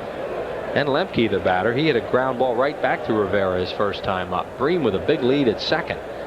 And he reaches out and taps that curveball at Morandini, who gets that big day game hop. Almost hopped over his head, 2 down. Watch that when you play day games here. The ball takes a higher hop in the infield and the outfield. Well, it does. It's a lot more spongy. There's what Rivera has done thus far. Matching this guy coming to home plate, pitch for pitch. Phillies have a run in the first inning, and that's all in the ball game so far. Smoltz struck out his first time up. Bream now at third and 2 outs on a high fastball for ball 1. Smoltz a good hitter. If you get behind on him and have to come in there with the fastball. Smoltz is a good athlete. A lot like his teammate Greg Maddux. He does everything pretty well. Maddux probably does everything better than anybody in this league when you talk about pitchers.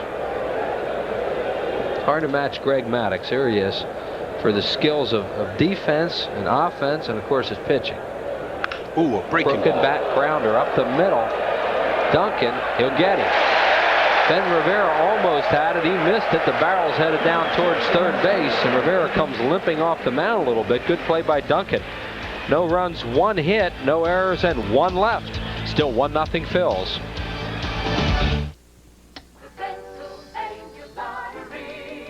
Good evening. It's time for the live drawing of the daily number. Draw the first digit, please. Now the second digit. Yes. Yes. Draw the third digit. Yes! Well, there you have it. That's today's daily number. Wow! Look at it! Look at it! It's the same number! I got it! Bernice! Look at this! Look at it! Look at it! There's a new feeling sweeping the state. Peace of mind. Because now people who couldn't afford health coverage can get special care from Blue Cross and Blue Shield. It's the most affordable coverage available to families and individuals who earn too much for Medicaid but can't afford coverage on their own. If you're uninsured, your peace of mind is just a phone call away. Call 1-800-248-5200. I remember last year, honey, when we were moving.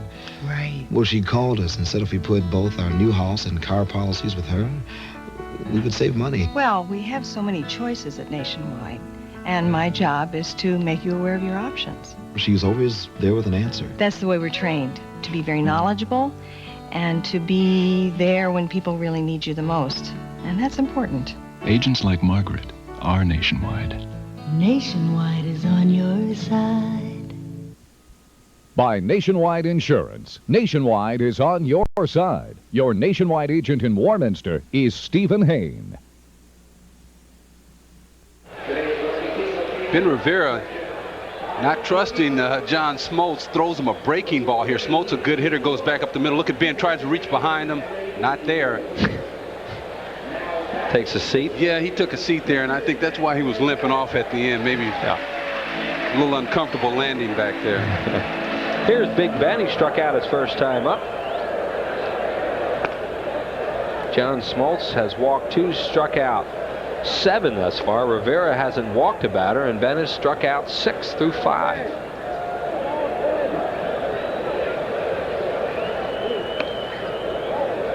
Ben's jitterbugging around like he's going to show bunt. Right. Smoltz has missed with 2 pitches.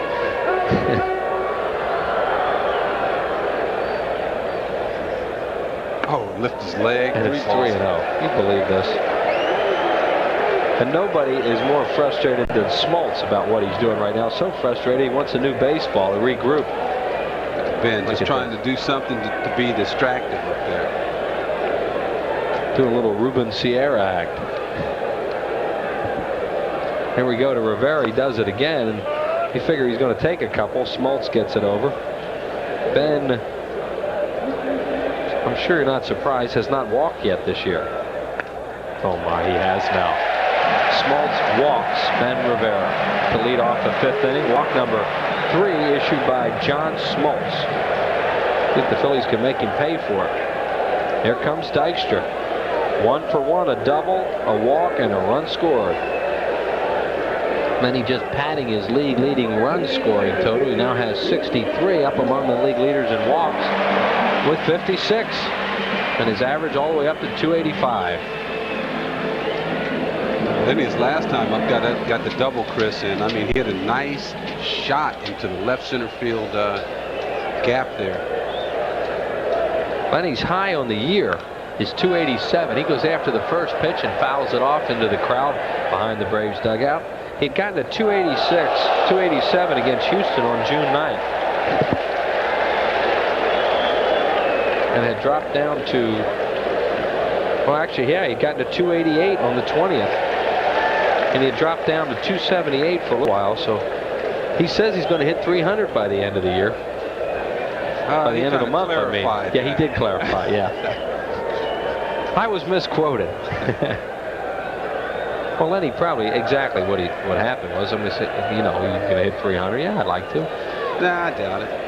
He probably said he was going to hit 300. Yeah. Lenny probably doesn't remember. He was probably, somebody asked him either right before or right after the game when he's sky high, and he doesn't remember what he said. I mean, when Lenny gets into his game mode, like I told you, I walked in there the other day, he didn't even recognize. He gives you that hi. Hi, how you doing? Yeah.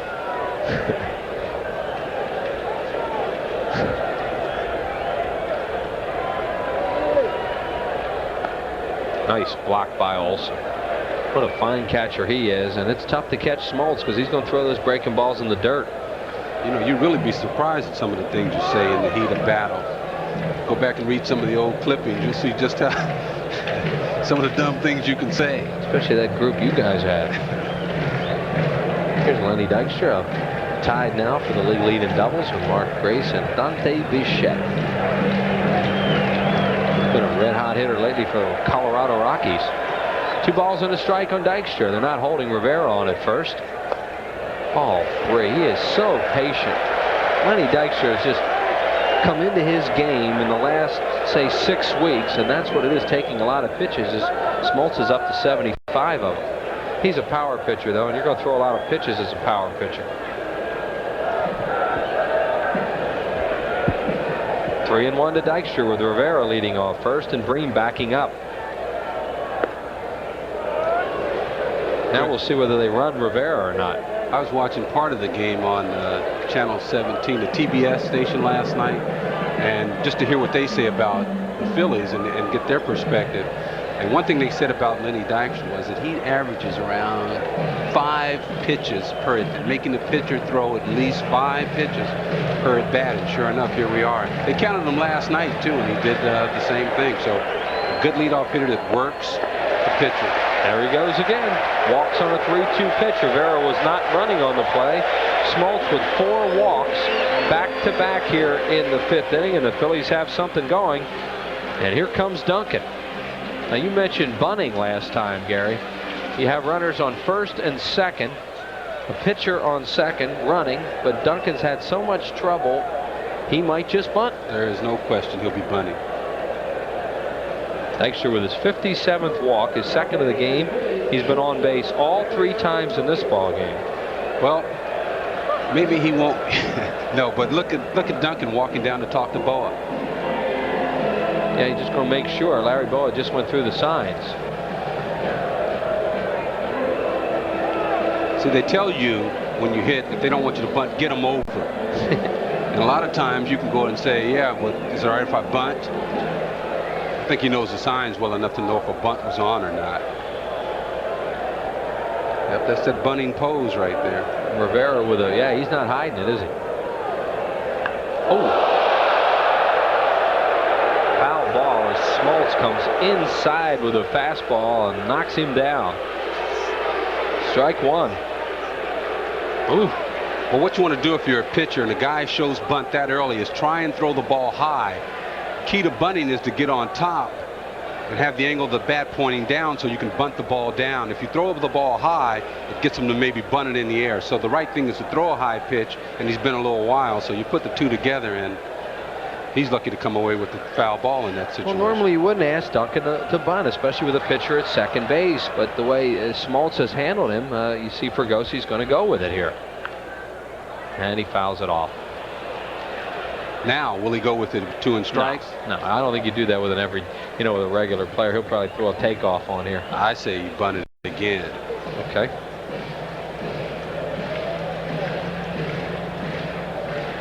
Duncan has struck out both times up. See, here's the thing. Has he learned to hit him any better? I mean, the reason you have him bunting is because he's having trouble.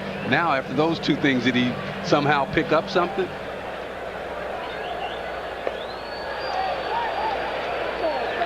Well, that was not a good effort. And he bunts through it, and he strikes out. I think the fans are inclined to agree with you a little bit. They didn't like the fact that he bunted in that situation. Strikeout number 8 as we look at Merker, the left-hander, and Bedrosian, the right-hander, up. See, you and the fans don't know what you're talking about. That was a good pitch, too. But you see, that's a tough pitch to handle. Somehow it'll come out that I said the fans don't know what they're talking about. In this situation here, you guys are together. It's not a question. Kruk, the batter, he is 0 for 1 tonight, this afternoon, with a walk and a ground out. Well, the only reason that I said I didn't think he would bunt there is because he looked like he was just not interested in bunting. Oh, I think he was very much interested in bunting. I think he'd have been happy to bunt his last time up, because the guy is tough. If you're thinking about trying to win the ball game, you'd much rather go up there and make your job just to sacrifice him along and set the table for John or Darren Dalton in the concept of team play. 1 ball and 1 strike. Well, the Phillies have had runners on base against this tough right-hander today and have not delivered, except for the 1 base hit in the first inning. They've had a couple shots at Smoltz and have not executed today. And give Smoltz some of the credit for that. And you got to give Ben Rivera some credit, because he had the leadoff hitter on second base and was able to prevent a team like the Atlanta Braves. I mean, they won their division the last couple years, a very fundamental team, and he did the job. Smoltz actually has 4 walks now and 8 strikeouts. 2 in this inning. And he's 1 pitch away from loading them for Dalton with another walk. Well, I don't think it's the baseball in this case, but he's trying to be too fine. A lot of respect for the Phillies hitters, and as a result, trying to be too fine. And it comes a lot, Chris, from pitching and your team not scoring you any runs. You feel you have to do it all yourself to try and make every pitch perfect. But you got to challenge these hitters. Kruk might have a pitch to hit here. 3-1. And he hits a fly ball to left field. Gant near the line. Ooh, he missed it. That's a fair ball. It's going to be a ground rule 2-base error is what it's going to be, and Rivera will score. Dykstra will go to third.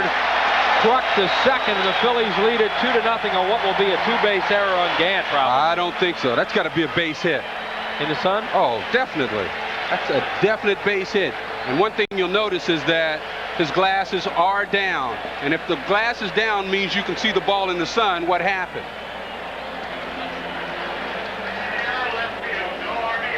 Well, I think that should be a base hit.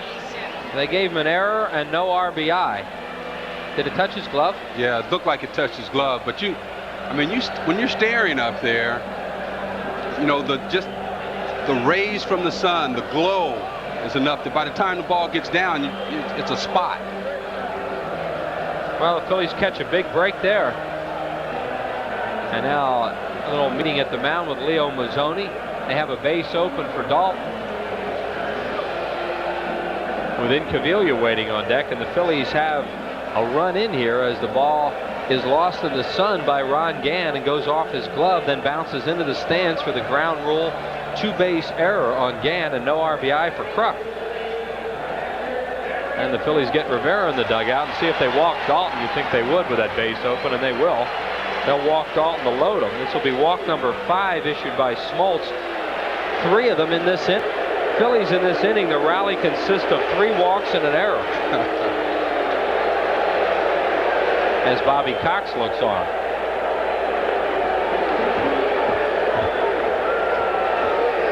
And Incaviglia, who has struck out twice in the ball game, will get a shot at Smoltz with the bases loaded.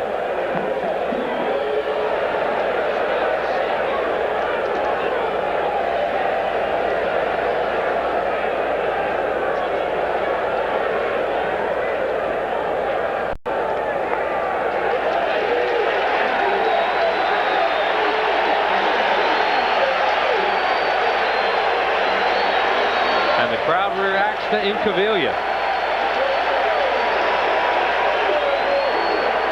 And it is a huge crowd here today.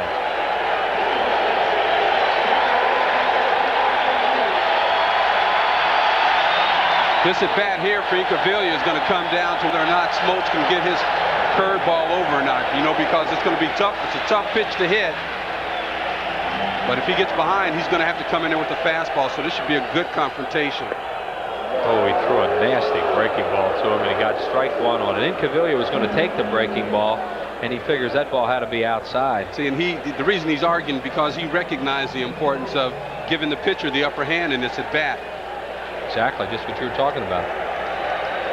So now it's 0-1. See, that was a fastball, but he already has him looking breaking ball. He knows that the guy's going to throw me this breaking ball, and he's looking for it a little bit because the pitcher got ahead of him. Pretty good job by Olson, too, his catcher. So they're working in sync. Now the 0-2.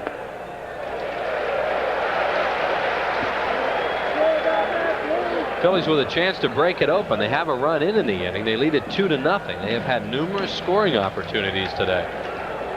Dykstra at third, Kruk at second, and Darren Dalton on at first base. Ben Rivera in the dugout with the second run of the ball game after he led off the inning with a walk. How many times if a pitcher gets a leadoff walk is it trouble? Got him with that good breaking ball. That's strikeout number 9 for John Smoltz. He is now the league leader, passing Jose Rio by 1. And that's a good record to have, or a good lead to have, to tell your family about and stuff, but it does nothing for victories. Right. He led the league in strikeouts last year, did Smoltz. Now here's Eisenreich. 0 for 2. Eisenreich with a 12-game hitting streak on the line. Smoltz will continue to work from the stretch. And Eisenreich, a little looper down the line. It's a foul ball. Foul by about 5 feet. Interesting. He continues to throw Eisenreich that curveball.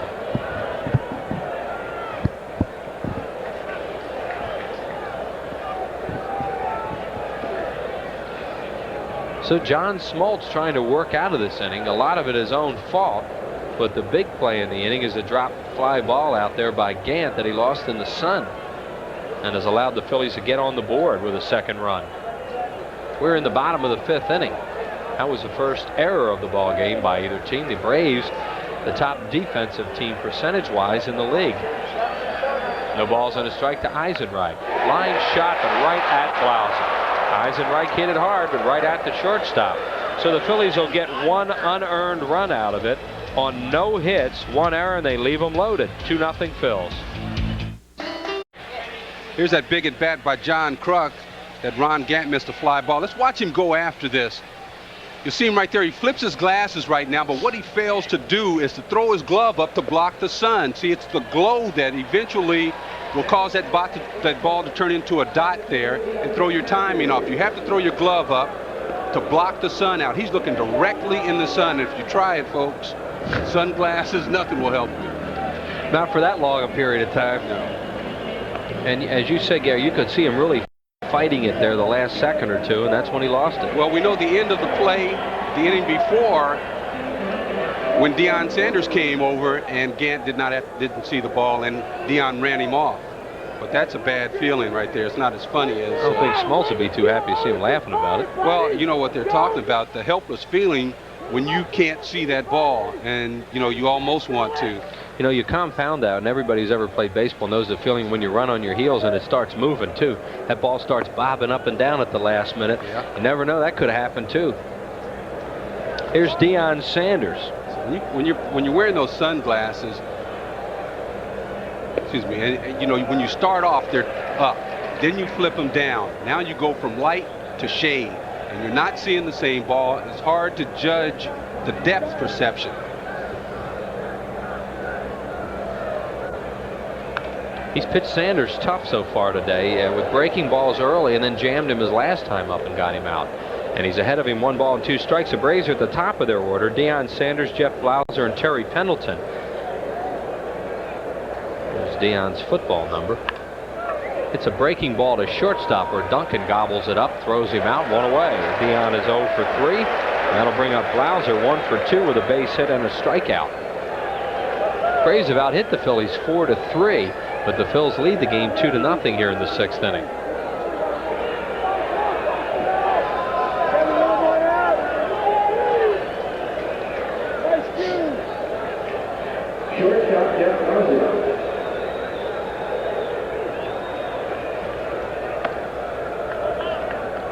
Rivera misses with a breaking ball high to Jeff Blauser.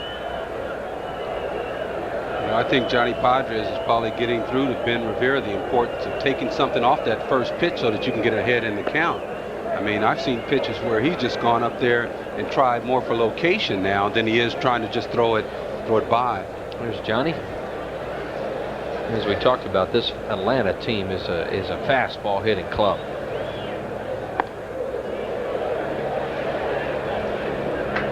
And he runs a deep count, 3-0. He hasn't walked anybody so far. And in danger of walking his first batter of the afternoon, Blauser. 3-0 pitch. Right over the middle.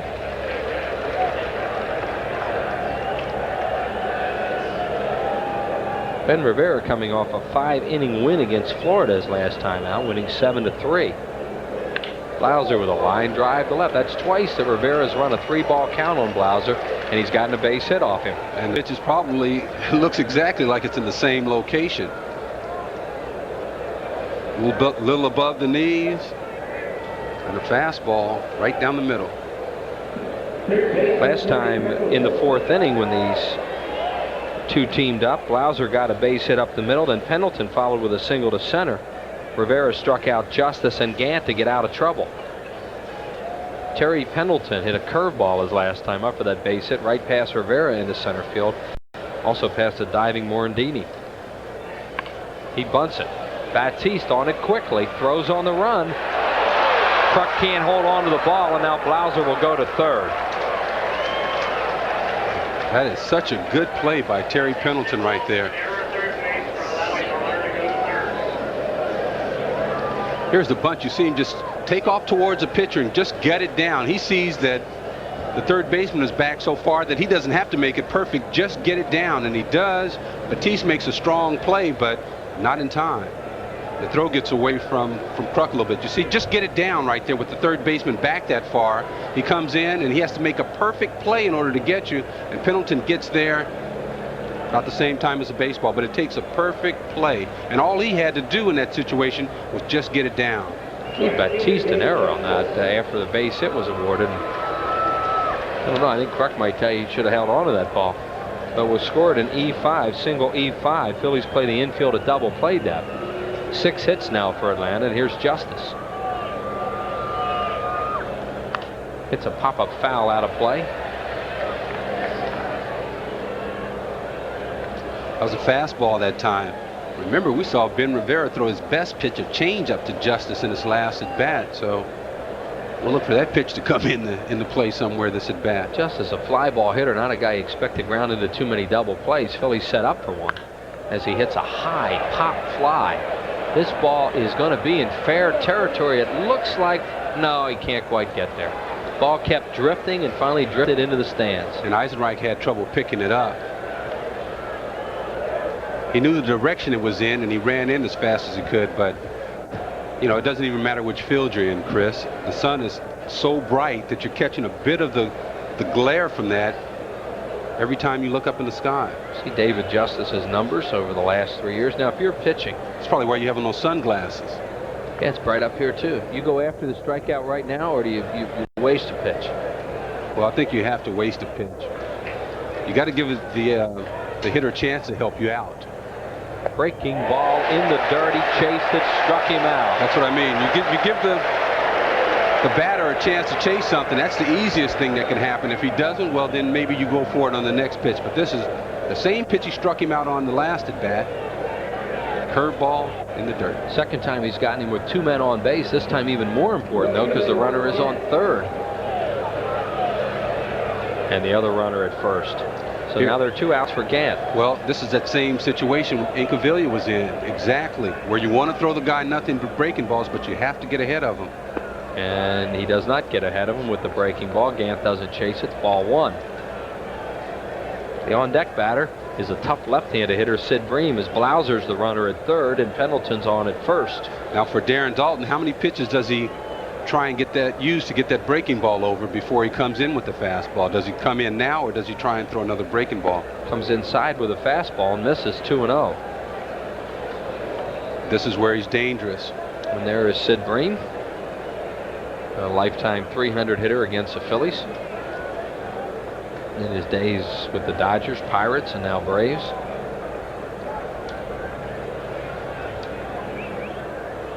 Again, a dead pull hitter, and the Phillies playing him that way. Breaking ball, and he gets it over. What a pitch that is to a fastball hitter like Gant. And nice piece of hitting by Gant not to swing at that pitch. He knows that there's no way that guy's supposed to throw him a breaking ball in that situation. Right. And if he does, sometimes, if you swing at it looking breaking ball, you put it in play by accident. Lay off of it and stay within yourself. There's another one, and he couldn't lay off that one. He chased it, thinking he's going to get a fastball, and it's 2-2. Okay. There it is, another breaking ball. Couldn't lay back. You know the guy can't hit a breaking ball. You know he's looking for it because he knows he's having trouble hitting it. Why not a fastball? Just lock him up. In or away? Anywhere. Strike.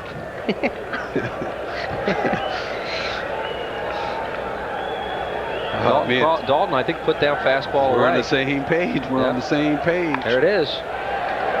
Duncan on a short hop has a tough play, and they throw it away. Oh, the Phillies defense in this inning. 1 run scores. Pendleton's going to come to third and stay there.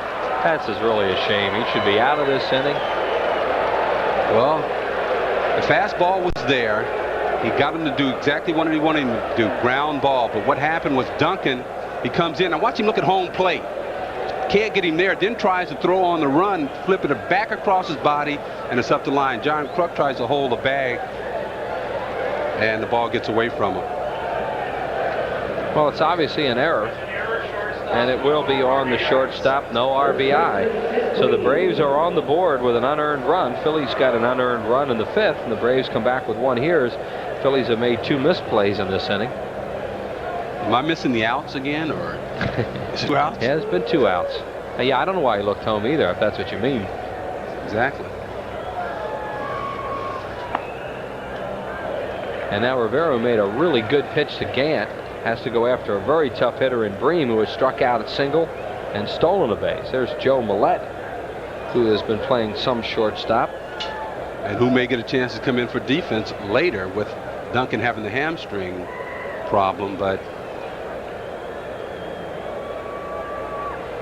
Bream beats a foul first base side. He will be a tough out in this situation. Ben Rivera pitching outstanding baseball this afternoon and still leading by a score of 2-1.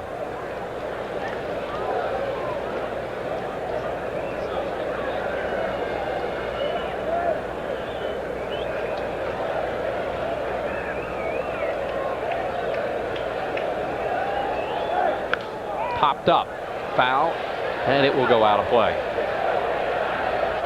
That was a changeup right there. Darren Dalton asked for a fastball inside. The pitch was a changeup. The pitcher on his own can change up off of a fastball, and that's what Ben Rivera did. He chose to throw a changeup in that situation on his own because Darren Dalton wanted a fastball in.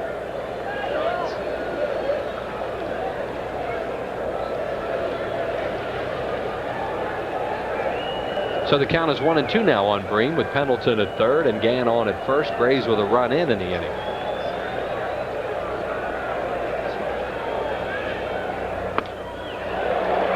High and outside, 2-2. Now you think back to how he pitched David Justice, tried to get him to chase the breaking ball. You know, this is a time here where he might come back and try and pitch Sid Bream the same way. Showed him the fastball away. Now may try and get him out with the breaking ball. Phillies hope those nuns are on their side today. Here's the 2-2 pitch. Not those nuns. Yeah, they'll be around later. Here we go with a fly ball to left. Incaviglia used his glove, as you mentioned. And that'll do it. An unearned run in the inning. 1 run on 2 hits, 2 costly errors, and 2 left. We head to the bottom of the 6th, 2-1 Phillies. Time now for Minding the Minors as Larry Rosen visits with Paul Fletcher, starting pitcher for the Scranton Wilkes-Barre Red Barons. Okay.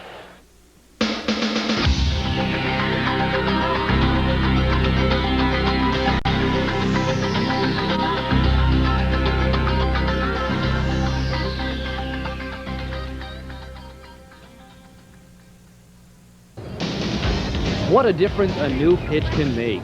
Paul Fletcher is a one-time 40th round draft choice from tiny Ravenswood, West Virginia. He toiled in obscurity until last summer, when he was named the Phillies minor league pitcher of the year, helped clinch a AAA regular season title, and earned a spot on the Phillies 40-man major league roster. The difference? My changeup. Last year was the first year it really started coming around. I could throw it most of the time, anytime I wanted for a strike or somewhere near the plate, and that's just been the whole turnaround. If it wasn't for that, I would never had the year I had last year. What kind of change are you throwing, and how does Pods feel about it? I'm throwing a circle change, and he seems to like it. We're working now on really, sometimes I let up on it or something, and really stressing that, make sure I keep the same arm speed and throw it in just like a fastball, but it's coming along pretty good.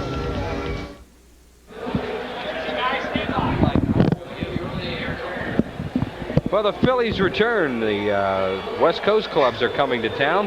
Don't forget the fireworks on the 2nd and 3rd. And then the Dodgers coming to town. And then a big 4-game series with those San Francisco Giants. For tickets, call 463-1000. Remember, the fireworks are on July 2nd and 3rd. We have a 20-night doubleheader at 4:35 on the 2nd. And they will follow the second game of that doubleheader.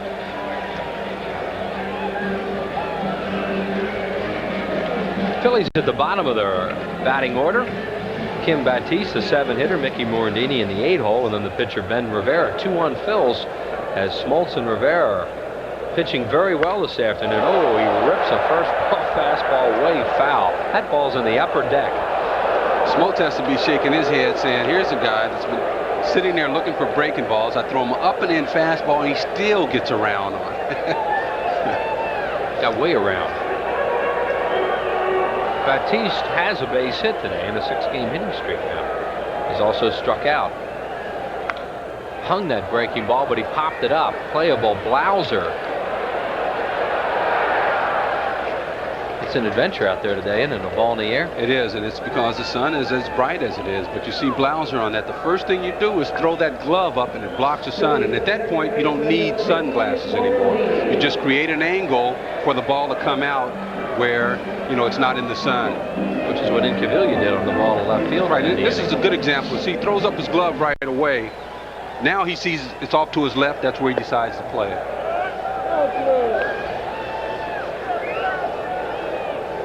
No balls and 1 strike on Morandini, who was struck out and fly to center. Rivera waiting on deck. We do this drill with the minor league players all the time when I go down there. I insist that we work on working with the sunglasses, and it is funny. I tell you, it will crack you up. I'll tell you, I always preface it by, hey, I missed 2 balls in San Diego. I know that's what you're going to say. I'll tell you, one of the funniest things I ever saw is did that drill with some Dreamweakers one time. I saw him in the back of our booth, just stopping by to say hi. Great broadcaster, one of the great names in Philadelphia broadcasting history. By walking around the press box today. My old neighbor. Yeah, your neighbor. There's John Smoltz at 100 pitches here in the 6th. He has had trouble with his control today, but as the veteran, outstanding pitcher that he has hung in there and kept his team in the game. If they don't make that error, he has a tie game working right now. That's strikeout number 10 for Smoltz. His career high is 15, which was a league high last year. Well, look at the pitch, a breaking ball. That's a no-no. Throwing a left-hander or curveball is a no-no, and these hitters are not accustomed to seeing that. Because he has such a good one, he's able to use it effectively and strike left-handers out consistently, we're seeing. Here's Rivera, who has struck out and walked his last time up, and that set up the Phillies inning where they wound up picking up a run as Ben scored on Gant's error. Now, you know his last at bat where he faked like he was going to bunt a couple times. You know, Bob Gibson would have him on his back right about now for doing that. Oh, yeah. He might just hit him for good measure.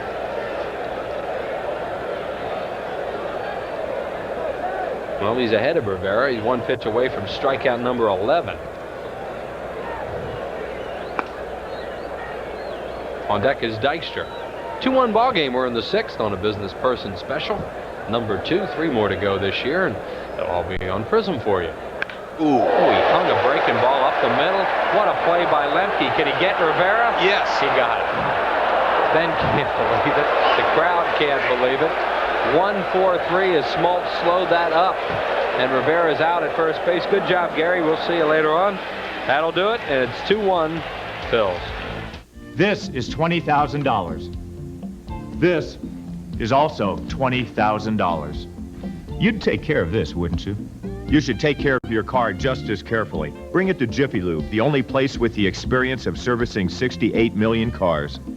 Considering that your car is worth thousands of dollars, experience counts. We got experience at Jiffy Lube.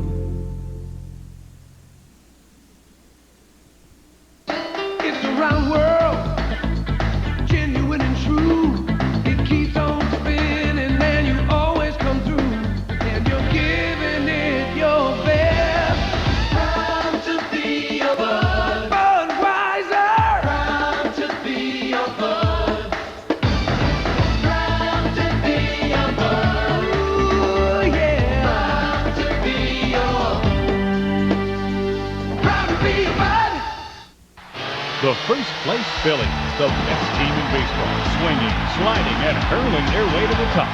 The right attitude, the right direction, the right team at the right time. There's never been a season like this one, and there's never been a better time for Prism. With more exclusive Phillies home games than any other channel on TV, Prism is your home game home of the Phillies. Prism, your baseball channel in the summer of '93. When you're thirsty, you need a squirt. Because there's nothing like our refreshing blend of citrus flavors. Give your thirst a squirt.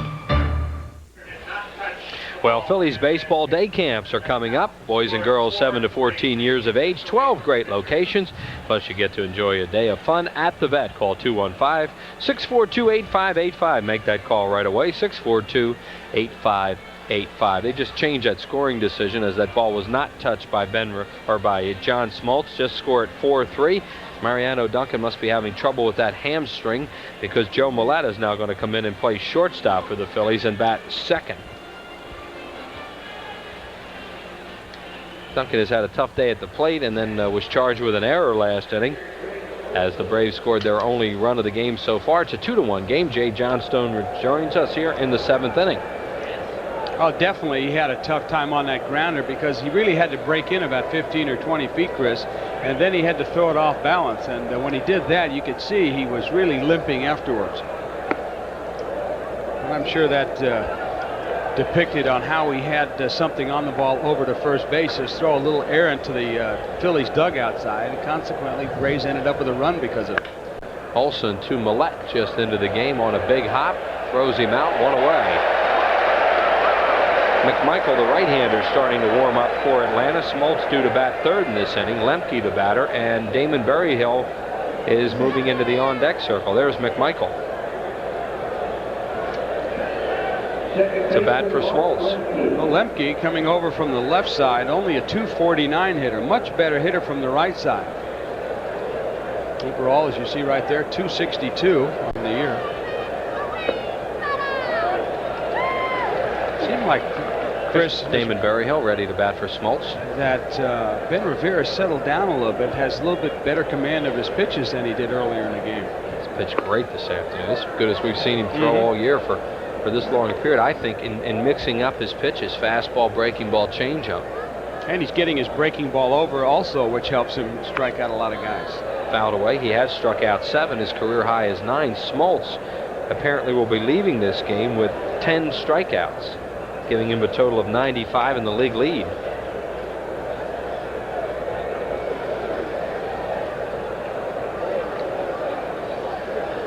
One ball, 2 strikes to Lemke, who is 0 for 2 today. Spoils a breaking ball, fouls it out of play left side. You can really tell the difference between a day here at the vet where it's hot and sweltering and muggy and humid, or a day like today where it's hot but you have a breeze and the pitchers are a little bit fresher. Yeah, the game has a different pace to it. Lemke spoils another one and fouls it off.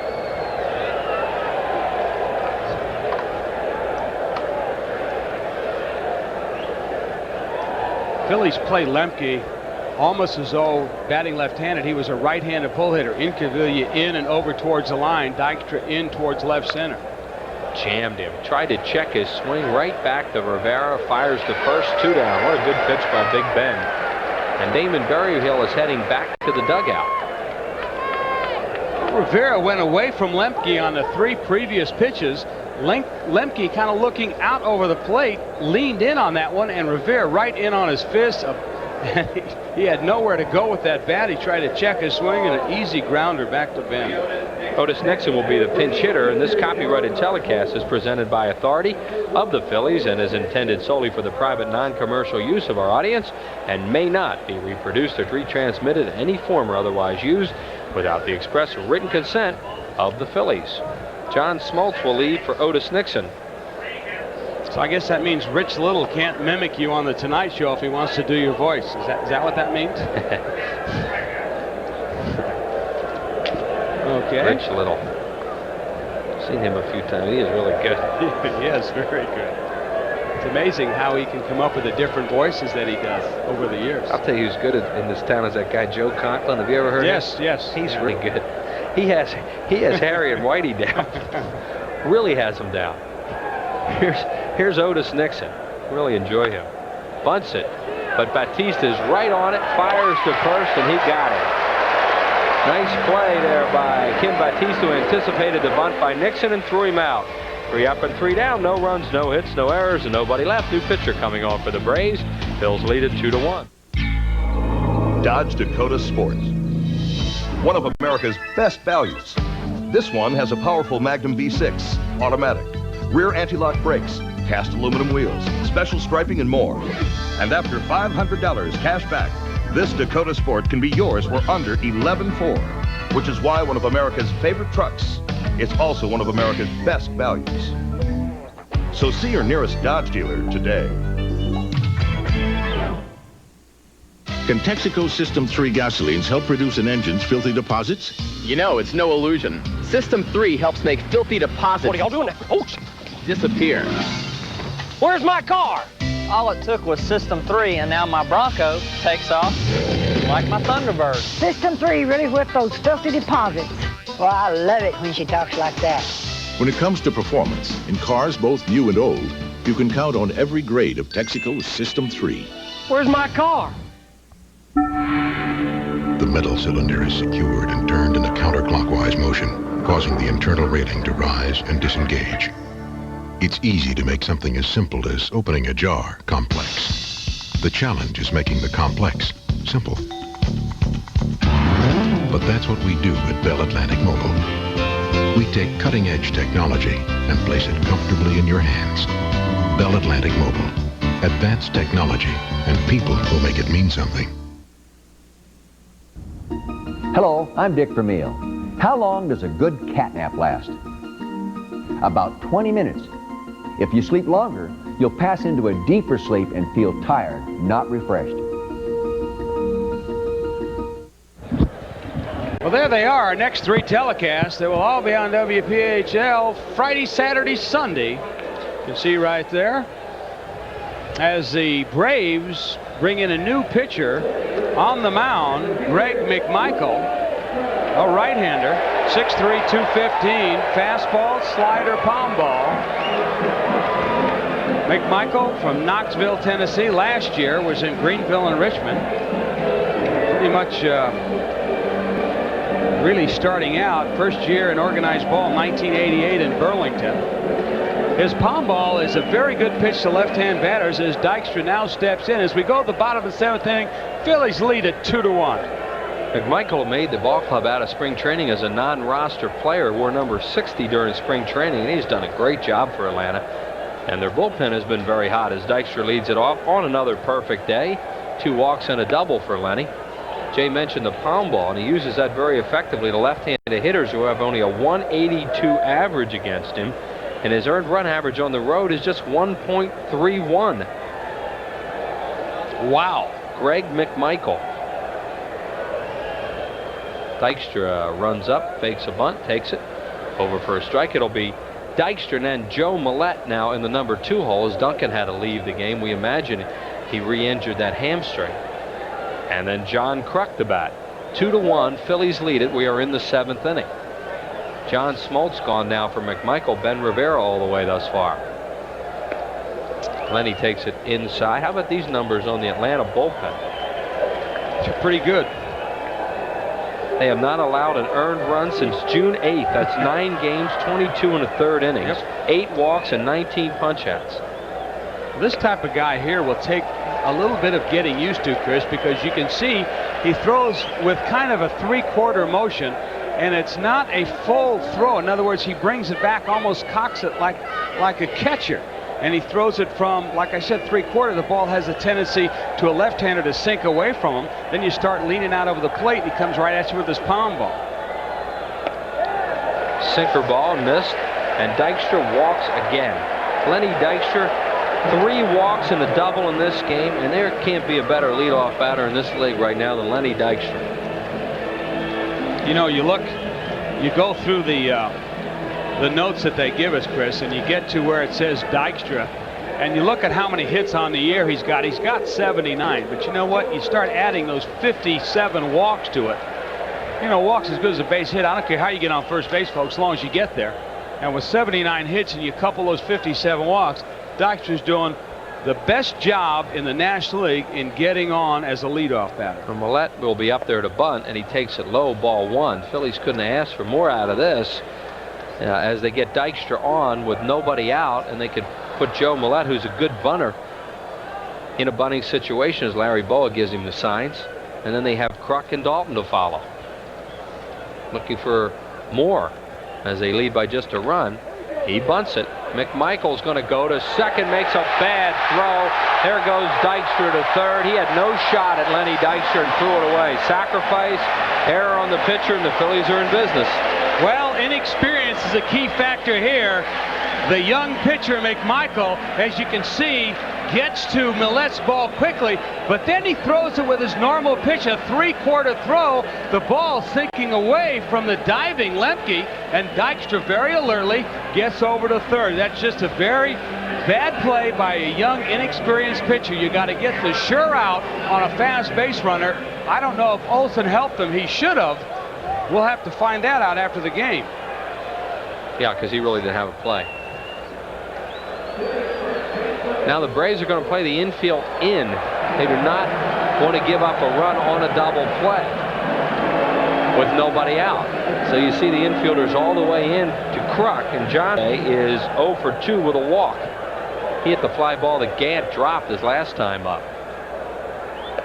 Kruk takes it outside, ball 1 with Dalton waiting on deck. Kruk this year has not faced McMichael, nor has Darren Dalton. There's Lenny Dykstra at third, looking to score another run. He scored 1 today. Pitch to Kruk, way outside, 2-0. Atlanta defense plays Kruk almost straight away. Sanders in left field, or in center field rather, playing a little towards the left field, about 10 steps or so. The Phillies really have to pick up a run in this situation. Only ahead by 1 run here in the 7th. Nobody out, runners at first and third. They need to pick up a run. They have wasted a number of opportunities today. Kruk takes it high. John has had 3 ball counts all afternoon too. Smoltz walked 5, struck out 10, and McMichael has walked 1. Kruk grounded out on a 3-0 pitch earlier. Let's see what happens here. Didn't look like Larry Boa gave him any signs. Let's see what John Kruk wants to do. He takes it. Sometimes a hitter will get in a position where he's struggling 3-0 and he'll just take it himself, as he does there. 3 balls and 1 strike. That's a count where you have to have all the confidence in yourself in the world. If you have the least little bit of doubt that you might not swing at a strike, you got to take it. They're loaded for Darren Dalton. Nowhere to put him. Second walk issued by McMichael. So the Phillies have him loaded without a hit in the 5th inning. The Phillies had 4 base runners in that inning, 3 on walks and 1 on an error. Look at the walks. Dykstra, Kruk, Dalton, and Ben Rivera had a walk, and the Phillies continue to add to their league-leading total. There's Mark Wohlers, the right-hander, getting up. Phillies now lead the league in walks with. Well, they have 7 more today, so they have 293 as Mazzoni comes out and gives a stern message to his pitcher. Darren Dalton with 58 RBIs. He got 1 in the 1st inning today. He struck out in the 3rd, was intentionally walked by Smoltz in the 5th. And McMichael will work from the stretch, and they'll keep the infield in for Dalton, facing McMichael for the first time.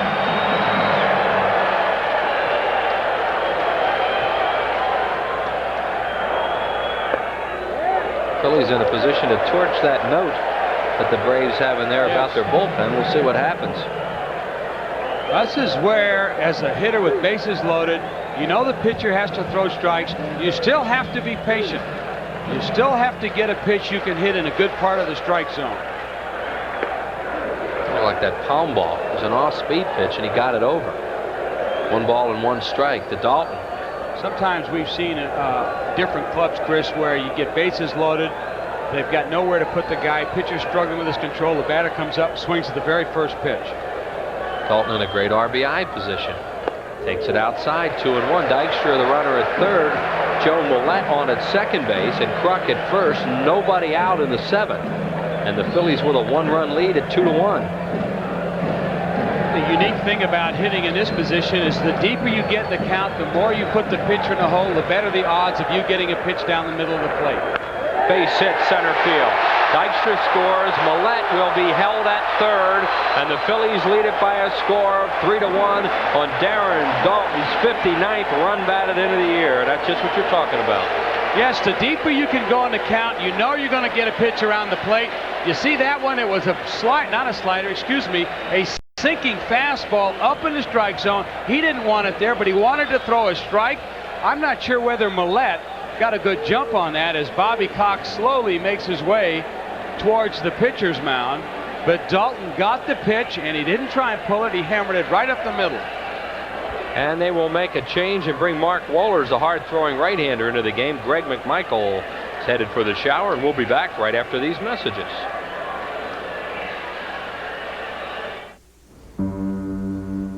I work Saturdays and Sundays. It's not a job. It's a dedication. I don't think you can teach someone to tune. You just got to practice until it's natural, just like breathing. There seems something mystic about it. So much beauty comes out of music. Mellon PSFS, you're why we do our very best. Yo, Phillies fans, here's the pitch. You, the Phillies, San Diego. It's the Jiffy Lube Coca-Cola Phillies road trip. Go to Jiffy Lube and you could win an all-expense-paid trip for 4 to the Phillies-Padres game in sunny San Diego. Round-trip airfare, deluxe hotel accommodations, and meals are all included. But hey, you can't win if you don't enter at any participating Jiffy Lube before June 30th. And so Greg McMichael is history as he gets nobody out here after pitching very well, and Darren Dalton with a base hit up the middle. Nice piece of hitting. You see where the pitch was. Sanders quickly gets the ball, and Larry Boa having to hold Joe Millette. I wasn't sure if Joe got a good jumper on that, but with no outs, why take a chance? You've still got bases loaded. They have to pitch to the next batter. They have to throw strikes. And we have a new pitcher on the mound. Mark Wohlers. Mark Wohlers, a big guy, 6'4", 207-pounder, just 23 years of age, out of Holyoke, Massachusetts. Braves' 10th round selection in the June 1988 draft. And they've been waiting for Wohlers to come on and pitch well for him. He's come back from Richmond he came back on June 4th. 10 strikeouts, no walks, and 7 innings pitched thus far. At Richmond, 1-3, 4 saves, an ERA of 1.84. Incaviglia's had a miserable afternoon off John Smoltz, who just buried him with breaking balls all day. Struck him out 3 times. He now faces the right-hander Wohlers. The infield remains in with nobody out. And Incaviglia backs off a fastball inside, ball 1. Eisenreich on deck. Incaviglia is probably glad that Smoltz is out there after seeing all those breaking balls all day long. John Smoltz is so tough on right-handed batters, as he was again this afternoon. Had a little control trouble, but he hung in there and pitched very well. Incaviglia swings through a fastball. 1 ball and 1 strike on Incaviglia. Wohlers is a hard baller. Yes, he is. Fastball, slider, split finger. Fastball clocked over 92 miles an hour. He just lets it fly. There you see the grand slams that Pete has had in his career, including the one National League one. We had it here on Prism for you of Chris Nabholz of Montreal. 1-1 to Inky. Low and outside, 2-1. Base runners now have Joe Millette on at third base. Kruk, the runner, at second. Wohlers' problems earlier in the year was the fact that he throws so hard. Sometimes he would try to pump up and throw even harder, and he lost a lot of control. They've got him to slow his velocity down a little bit just to throw strikes. Fouled away into the stands, so Incaviglia now even in the count at 2-2. The only good thing about slowing down Wohlers is the fact that his fastball is straight, as Incaviglia pitched inside a little bit, wasn't really able to get around on it, get that top hand over. Might have even broken his bat as he goes back for another one. You got a guy that throws the ball over 90 miles an hour. You got to be quick. He chipped it, is what he did. There's a piece of being handed the bat boy down there by the home plate umpire Jeff Kellogg. A little chip came off the bat, so Incaviglia had to go get some new lumber.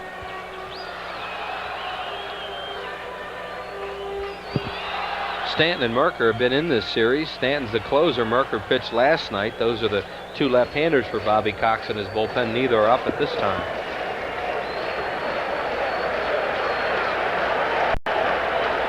Incaviglia deep in the box. You can see his back foot on the line.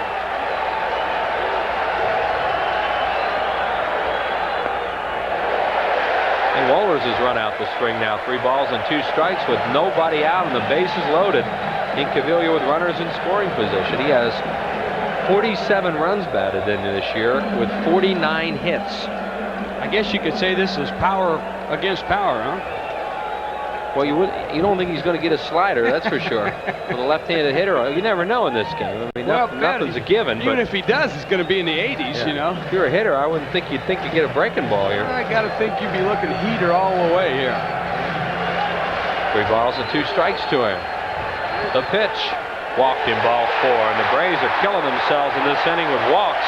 Millette trots home with another run. The Phillies lead it 4-1 on a bases-loaded walk issued by Mark Wohlers. Boy, that hurt. That hurt. You're bringing a guy that's supposed to throw hard and throw strikes against a right-hander, and he walks in a run. Steve Bedrosian now starts to warm up. You remember Steve Bedrosian, former Philly? Cy Young Award winner. Yes, he was. For the Phillies. Back in the late 80s, he won the Cy Young.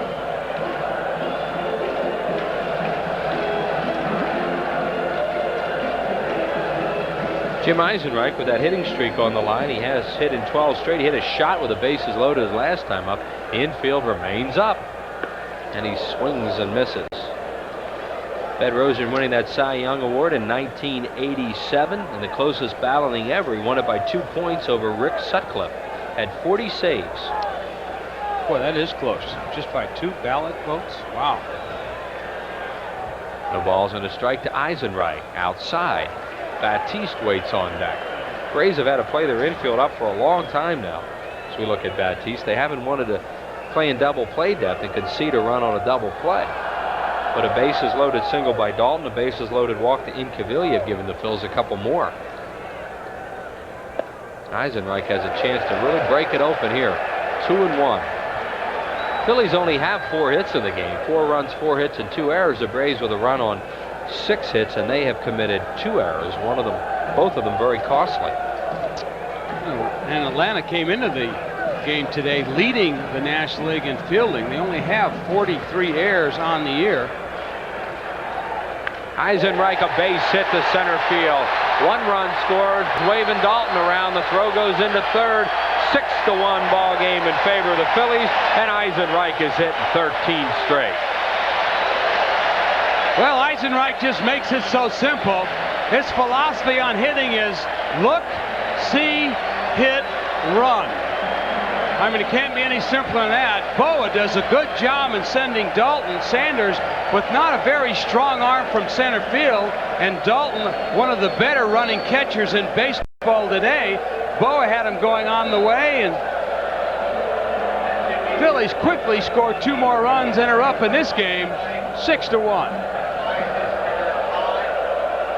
Phillies have not lost a series at home this year. They're 1-1 coming into this one, and now they lead it 6-1. Batiste the batter, and now the infield a double play depth for Atlanta. Pitch is way outside, and a great play by Olson. And of course, a mark that is really stands out like a big red light bulb. It's the fact that no pitcher has ever thrown a complete game against the Phillies nor shut them out. So Mariano Duncan had a 13-game hitting streak earlier this year for the Phillies. Eisenreich has tied that, and that's also Jim's career high. Foul away off the hands behind home plate. So the Phillies have struck for 4 runs here in the 7th inning. Still nobody out. There is Eisenreich, who had that other 13-gamer in 1989. Eisenreich hit a ball just like that his last time up with them loaded. A little too low, though. Yeah, and it was caught by the shortstop Blauser. This time the infield was all the way up, and he just lined it over everybody's head. He makes it so simple the way he hits. He just looks, sees, swings, hits. They'll go for 2 here. Oh, Pendleton bobbled it, and they lost the double play. That was a dead double play ball, bobbled by Terry Pendleton. So the Phillies have runners at the corners now with just 1 out and a chance to get more with Morandini. This is just one of those days for the Braves. You can see Pendleton, as he caught the ball, he looked up towards second to get his bearings. He really didn't have a hold of the ball, and you can see the ball fumble around and come out of his glove. Consequently, that takes the double play away. Now the Phillies have the chance to score a run by just making it out. Talked about how long it had been since the Braves bullpen had given up an earned run. Well, McMichael is charged with 4 of them. So that note is history. That was a heck of a run by Atlanta's pen up until this afternoon. The runner at third is Waller's responsibility, and a base hit for Morandini. Incaviglia trots home, and it's a 7-1 ball game in favor of the Phillies, and they have blown this baby wide open here in the 7th. Well, Morandini not wasting much time, had his problems today. You can see him choking up on the bat. That fastball ran right back over the middle of the plate. A terrible pitch by Wohlers, who was very upset with himself. He wanted that pitch on the outside part of the plate. It came right back over the middle, and Morandini promptly lined it to center. Bobby Cox on the mound. And the fans are doing the tomahawk chop. Little self-deprecating humor here, huh? Well, Philadelphia fans are getting into it. The Fanatic leads it. Mark Wohlers is going to throw his temper in the dugout. 7-1 Phils. We'll be back with after more. Do Texaco food marts really have everything? Oh, they have gum, cheese, candy. Many reasons I come to Texaco. Chips, cereals, nice people. There are many reasons. You want it, they got it. If they don't have it, you don't need it. Isn't that candy that pulls apart like that? Did I skip something? Visit your Texaco station and food mart for unbeatable System 3 gasoline. Pop comes here for System 3, and I come here for Pop. Right, Mom? And just about everything else. I'd recommend it to anybody. And I would, too. Let's say you want a well-equipped 6-passenger car for under $13,000. Look into Dodge Spirit. With the right package, you can get one with options like air conditioning, speed control, and more. And right now, you'll get it all with at least $1,000 cash back, making it the lowest priced 6-passenger car you can buy for only $12,625. Meaning whether you buy, lease, or just want to look, Spirit is a logical choice. See your nearest Dodge dealer today. We know how to help. Hey, Phillies fans, bring 4 Leaf candy wrappers and the completed offer certificate to the Phillies ticket office and receive a 600-level reserve ticket to any Phillies home game in the month of July. Leaf candy brands include Milk Duds, Jolly Rancher Candies, Payday, Heath Bar, and Rainbow Gum. Look for details at Veterans Stadium, wherever Leaf candies are sold. Tickets subject to availability, void where prohibited. Our old friend The Rock, Steve Bedrosian, comes into the ballgame. There you see the numbers on Bedrosian, who's only allowed 1 earned run in his last 14 games. Left-handed hitters hitting just 143 against the former Cy Young Award winner, who was out of baseball for a while. One of his boys was very ill, and happy to report Cody, his son, is doing much better now. Bedrock wanted to get back into the game this year, and here he is as the Fanatic hangs out on the dugout with Mariano Duncan, who started the ball game and then had to leave, we figure, with a reoccurrence of his hamstring problem. Phillies have batted around here in the 7th inning and scored 5 runs. They have 2 on with 1 out for Ben Rivera, who's looking to win his 7th game of the year. Rivera a little late on that one.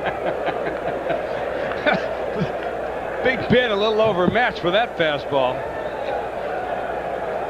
Ben is struck out, walked and scored. Then he thought he had a base hit his last time up, took his base hit turn, but Lemke fielded the ball behind second and then threw him out at first.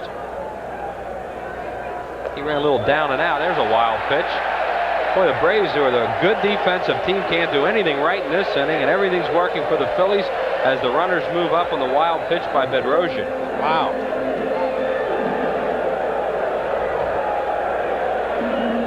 Olsen didn't even have a chance on that one.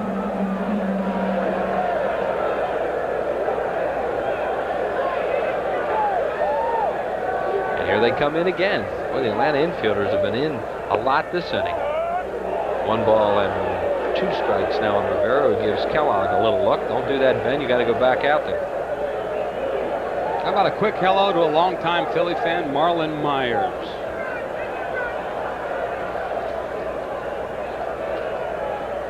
Ben crouching. Bedrosian wanted to know where that was, and it's 2-2. On deck is Dykstra, who started it all off with his 3rd walk of the game. Lenny 3 for 3 today, or 1 for 1 with 3 walks and 2 more runs scored. There's the dude getting ready to come up next.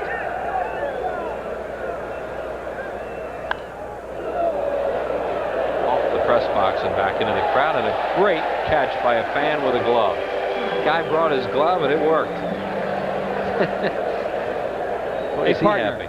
How many walks do you think have scored today of those? Well, 5 of them. 5 out of 7. 5 out of 7. They say that's a pitcher's nightmare. That's a manager's one too. Rivera looks at this one way outside. Yeah, now it's 3-2 on him. 5 of the 7 walks that the Braves pitchers that have issued today have come around to score. Make it 8 walks because Waller's walked a batter. So it's 8 walks for him. Make it 9.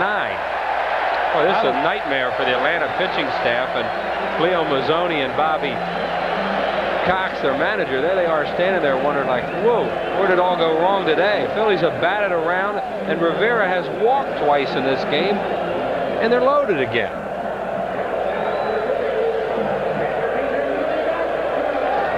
There's the Leno meter out there. That's pretty neat. Lenny up to 285. His season high has been 288. Phillies with a bat around here in the 7th inning. Lenny has them loaded. Phillies lead it 7-1. Bedrosian's pitch. Dykstra popped it up. Olsen, somebody has a play. Pendleton grabs it, and Dykstra really upset at himself as he popped that ball right up the chute, and the 3rd baseman grabbed it, 2nd out of the inning. And here comes Joe Millette, who was on a sacrifice error on the pitcher McMichael that really opened the floodgates in this inning. That was a big play because that's supposed to be just a routine out, get the guy out, and really turn into backfire for the Braves. Phillies have 5 runs in this inning on 3 hits. Braves pitching have now walked 9 batters. Joe Millette is second at bat of the inning. Millette, a 200 hitter at 2 for 10.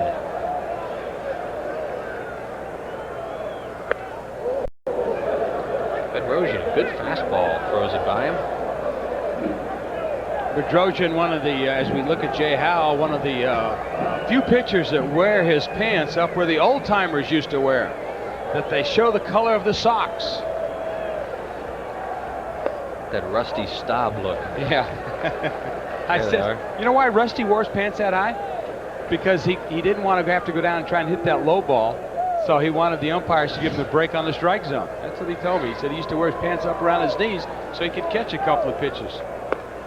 There's a nice slider called for a strike on Millette. Bedrosian fastball, which sinks, in the slider. It was actually pretty good. Tries to keep everything down. Primarily a ground ball pitcher.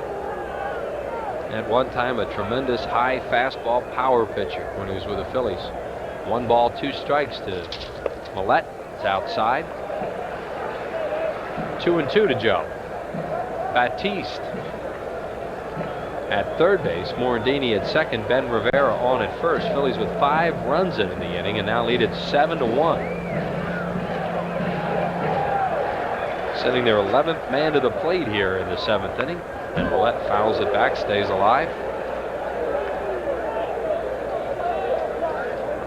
There are the base runners. Batiste, Morandini, and Big Ben Rivera.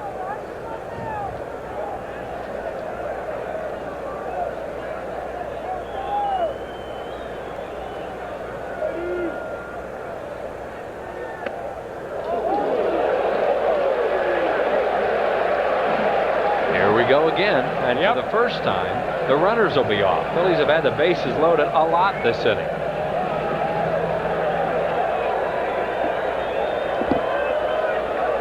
Balls, 2 strikes, 2 outs. There they go. And the pitch, he walked it. Braves walk in another run in this inning. And the Phillies lead it 8-1. Wow. Well, they'll be glad to get out of town today, I think. It's one of those day games. Look at Bobby Cox. Walk number 10 issued by his pitching staff. Well, the only thing we haven't seen today really has been a home run, Chris. Phillies with 27 homers in their day games, 13-5 on day games during the course of the season. And here's Kruk, who's walked twice today. Grounded out, lived on an error. Swings and misses at a breaking ball. Kruk walked earlier in the inning and scored a run. Phillies now with 6 runs in this inning on 3 hits. There's the 6th spot, and they're still batting. This is batter number 12. Little tapper. Olsen on it. Flips to first, and the inning is finally over. It was an ugly one for Atlanta and a beautiful one for the Phillies. 6 runs, 3 hits, 1 error, and 3 left. Phillies lead it 8-1 after 7. This is your world, genuine and true, working together in all that you do, and you're giving it your best. Proud to be your bud, Budweiser. Proud to be your bud. Proud to be your bud. Ooh, yeah. Proud to be your. Proud to be your bud. Yeah, how far away do you think I can get in 72 hours?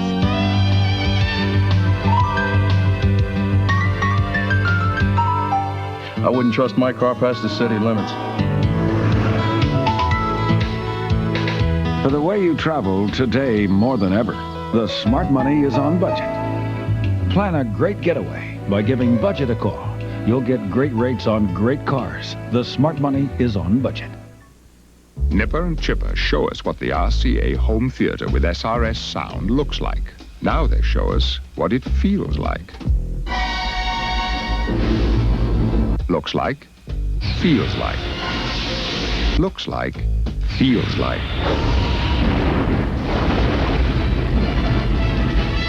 Any questions? RCA Home Theater Products at Bryn Mawr Stereo, where we sell goosebumps. Here's the scoring summary of the ball game this afternoon. The Phillies with that big 6-run 7th inning, now leaded by a score of 8-1. Aaron Dalton up to 59 runs batted in. Matt Williams leads the league with 63. Ben Rivera 7 very strong innings. He's yet to walk a batter now in 2 consecutive outings. 10 walks issued today by the Atlanta Braves pitching. Well, Chris, with the score 2-1 and Jim Fregosi being the Italian guy that he is, called on some divine intervention to help get his team over the hump of only being ahead by 1 run. And there you see the Philly fanatic dancing with those lovely ladies. And right away you notice the Phillies quick 6 runs in the bottom of the 7th. So I guess they know what it takes. Guess the nonsense must be back in town, huh? It's a great play. There's Jim Fregosi still wearing that jacket. We got a security guard around here named Joey Jacket, so you know down in the down in our area down there. He wears a jacket all the time too. The two of them are both nuts. Well, at least it's not as humid as it has been in the past. Today, at least a little breeze. Well, Jim's wearing it. This is out lucky of superstition, right? He will be tested before this year's over, wearing that jacket all year. He's going to have to burn that baby. Dion, the batter. Sanders is 0 for 3. He's flied out, grounded out twice, once to second and once to short. Phillies 8, Braves 1 in the 8th. It's not that jacket I'm worried about. It's those underwear that is. He doesn't change them either. Doesn't change them either. Phillies looking to win their 50th game of the year if they can hold the Braves off here and go 29 games over 500 for the first time in the season. There's a base hit for Deion Sanders, his first hit of the ball game. And the Braves, believe it or not, have now out-hit the Phillies. And if the Phillies hold on to win this game, they will tie the record of the team back in 1976, who at that particular time, when the Phillies had a record of 50-21, the best ever in 71 games. Jeff Blauser, the batter, 2 for 3 with a run scored. Phillies have just announced they will hold a news conference this afternoon, approximately 1/2 hour after the game, to announce contract extensions for Lee Thomas and Jim Fregosi, which are, of course, are richly deserved. I'll second that motion. In fact, you might be looking at Lee Thomas with his sly moves over the course of this past winter to get General Manager of the Year. Breaking ball from Big Ben. He gets it over. That's a ball and a strike now on Blauser. And of course, if the Phillies hold on to capture the divisional title, as we see Lee Thomas right there looking over probably scouting reports, and he also keeps score during the game so he can refer back to it. But if the Phillies are able to hold on and win their Eastern Division title, you'll probably see a guy by the name of Jim Fregosi, Chris, get Manager of the Year, taking a team from last to first. Ben Rivera with 104 pitches, swing and a miss by Blauser. Yeah, I agree with you. I mean, both of them obviously would be serious contenders for those awards if the season continues at this rate. But a long way to go as we are in June, and the Phillies rolling along right now, coming into play today with a 9.5 game lead over the Cardinals, who will play tonight at Florida and trying to win here this afternoon against Atlanta. Low and in the dirt. Kind of reminds me of that old tune I once heard, June's busting out all over. Phillies are in the midst of having their 3rd consecutive winning month. And everybody around here knows that hasn't happened much in the last 10 years. Deion Sanders, a leadoff base runner, 2-2 count now on Blauser. The crowd has been roaring all afternoon with stuff that's been going on here. Now they're kind of quiet, just waiting to see what happens. Huge crowd, hasn't been announced yet. Blauser jam, fouls it back. We've had a lot to cheer about, and it's been hasn't been a hot, humid day. It's been kind of a breezy day, which has made it very nice. There we look at the crowd. Look at that. People all the way up into the top row of the upper deck here at the Vet, including our illustrious mayor, Mayor Ed Rendell, in attendance tonight after conducting some business earlier this morning. Breaking ball fouled away right side.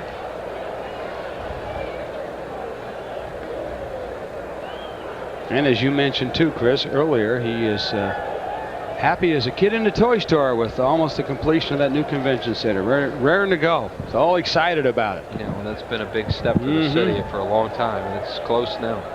2 balls and 2 strikes now to Blauser. In and out of the glove of Dalton, a foul tip. And a new supply of baseballs for the home plate umpire Kellogg. Braves are 40-32 coming into the game today. 18-16 at home, which is very poor for them. And 22-17 on the road. That's one of their problems, is they're only 2 over 500 at Atlanta Fulton County Stadium, where they've dominated teams the last couple years.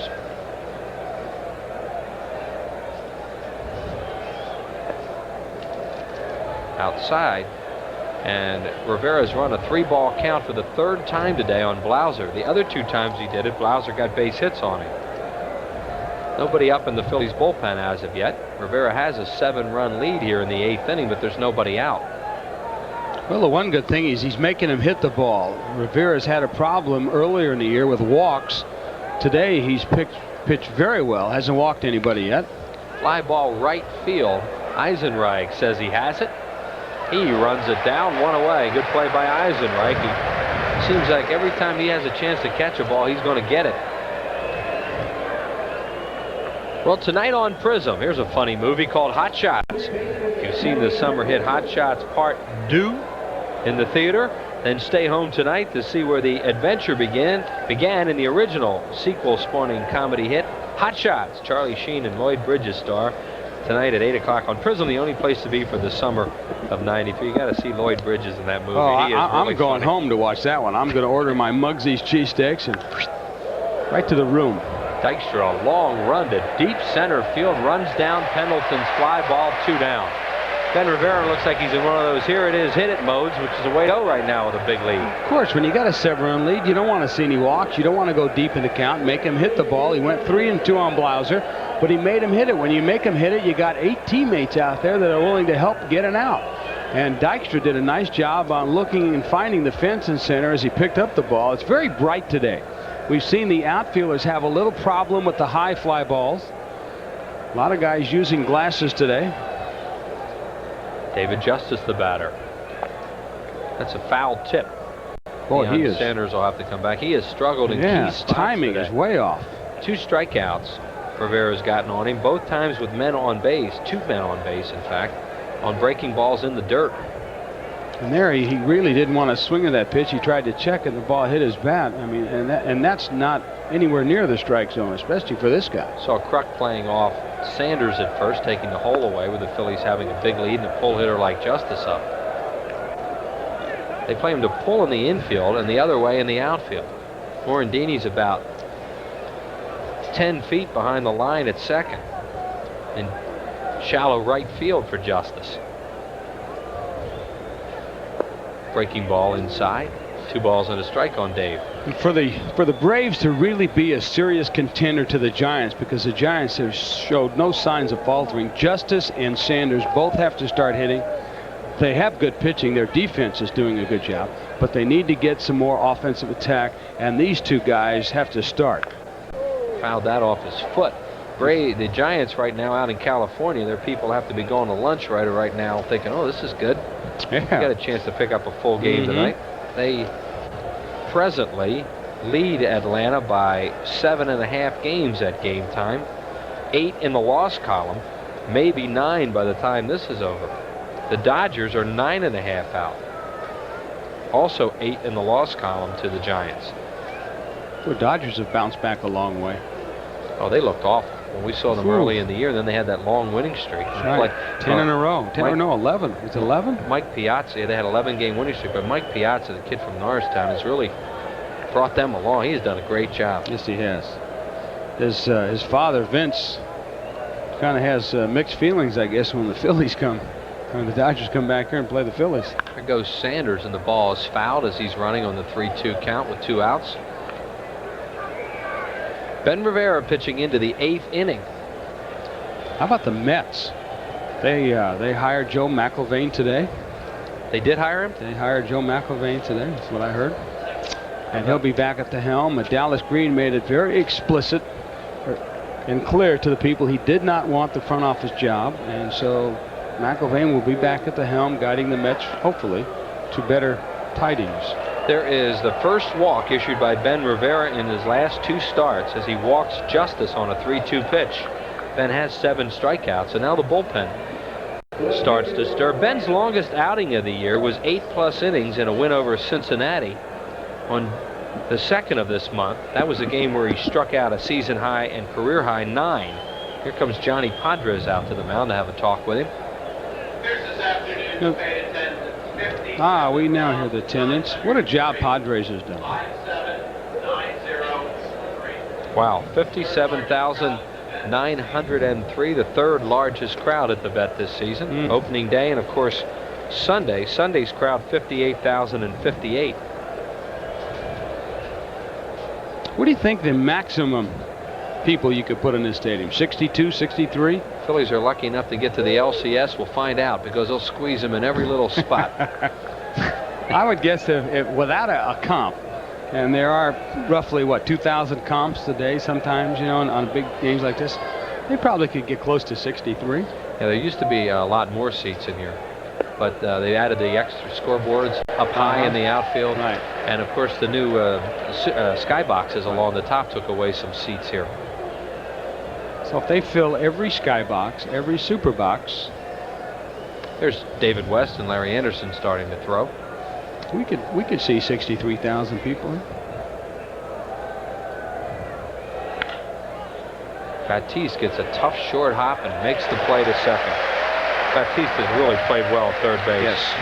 In the inning, no runs, 1 hit, no errors, and 2 left. 8-1 Phils after 8.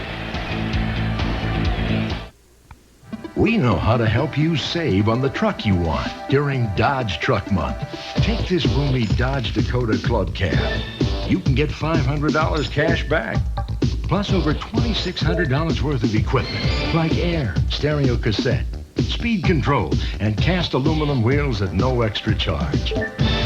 During Dodge Truck Month, we're going to help you save. Your Dodge dealer. We know how to help. I work Saturdays and Sundays. It's not a job. It's a dedication. I don't think you can teach someone to tune. You just got to practice until it's natural, just like breathing. There seems something mystic about it. So much beauty comes out of music. Mellon PSFS, you're why we do our very best. In the summer of '93, only one channel will bring you exciting, fist-pumping, first-place Phillies action. And over 100 star-studded, critically acclaimed, blockbuster, commercial-free movies. Prism, the only channel with exclusive Phillies home games and over 100 movies a month. It's the only place to be in the summer of '93.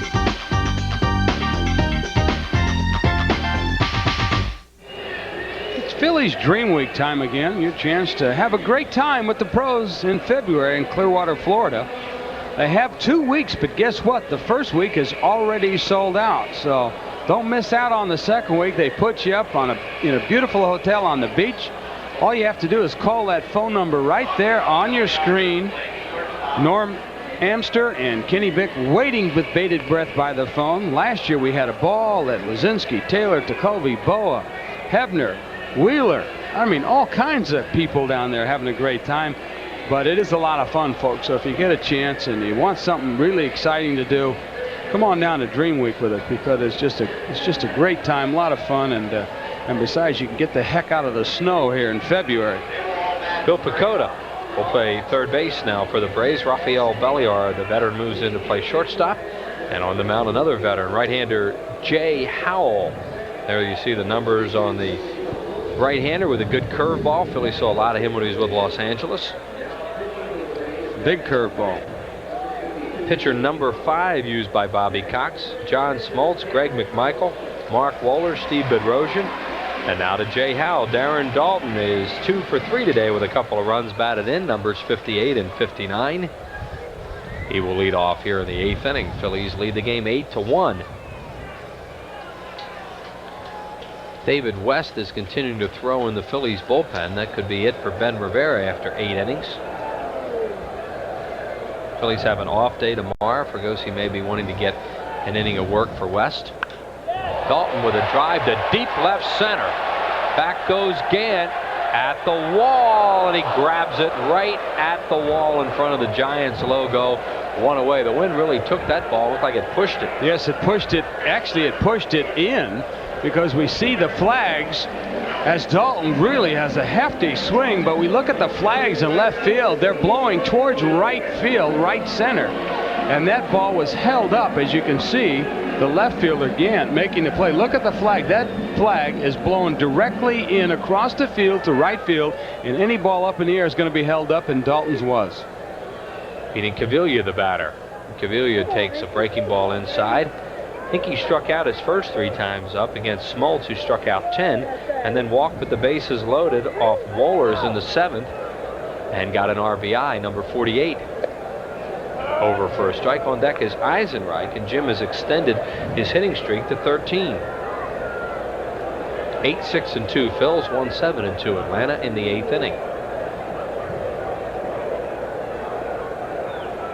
Been some talk around town that people sit and figure this stuff out to the minutia.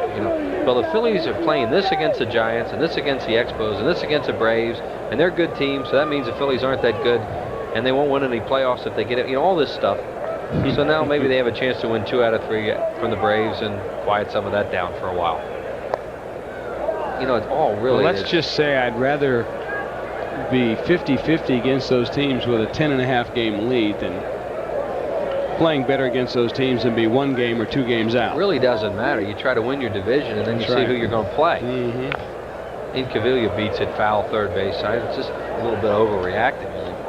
Well, anytime you start wondering what's going to happen until after the All-Star break, you got to go back and regroup. Yeah, you look at the All-Star break and see where you are, and then you have a pretty good idea. And the Phillies have a very tough road after the All-Star break, a long coast trip, including 4 out at San Francisco and 3 with the improved Dodgers. Cavilla, towering fly ball to left. Gant, here he comes again. He says he has it, and this one he does. Gant dropped one earlier for a key 2-base error. On a ball hit by Kruk, the crowd's on him out there in left field. Cavilla out, 2 out here in the 8th, and here comes Eisenreich to a nice hand. Those RBIs by Eisenreich, numbers 24 and 25. What a solid player Eisenreich is. His batting average is actually .344. Coming into the game today, Eisenreich was at .347. He is 1 for 4. Now you see that 13-game hitting streak and what he's done during it.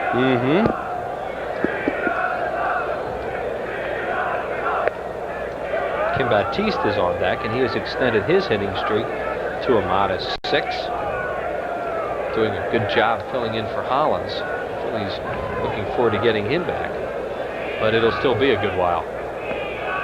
It is amazing. Sometimes a key player goes down, and then you've got a player like Batiste who has struggled early in the year, Chris. He hasn't really found his niche yet, hasn't hit well, gets a chance to play every day for a couple of weeks and really finds himself. And I think that's what the Phillies are finding out now about Kim Batiste. Well, for a guy who's never played much third base, he's excelled down there. He's played it better than he has shortstop, his normal position. And he's also developing a lot of confidence in himself as a player and a hitter, and we've seen him now starting to hit the ball much better.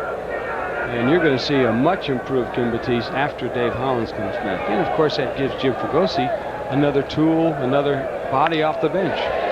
Well, Eisenreich adds to his total. Cut off nicely by Gant, and Eisenreich will stay at first with another base hit. Hit number 7 in the ball game for the Phillies. The hits are even in the game, but the Phillies lead it by 7 at 8-1. Figure that. Well, that's because 6 of the 9 or 10 walks that the Braves pitchers have given up have scored. Batiste on a 1 for 4 game. A hit off the glove of third baseman Terry Pendleton, who has since left the ball game. Pacoda playing third now. 1 ball, no strikes. On deck is Morandini. Phillies 8, Braves 1. We're in the 8th inning.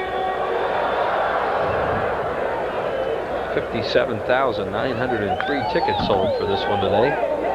as the ball is fouled back by Baptiste. It's 1-1 on Kim.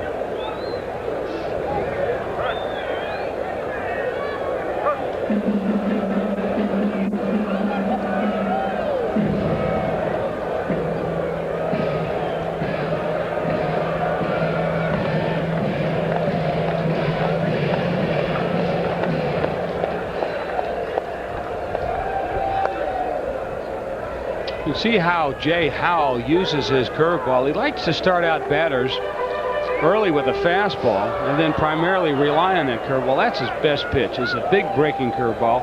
And the right-hand batters, he'll come with a fastball inside short, then go away with the breaking ball. Baptiste tries a check on a breaking ball and can't. It's 2-2 on Kim. Kim's average now at .312 with 3 homers and 17 runs batted in.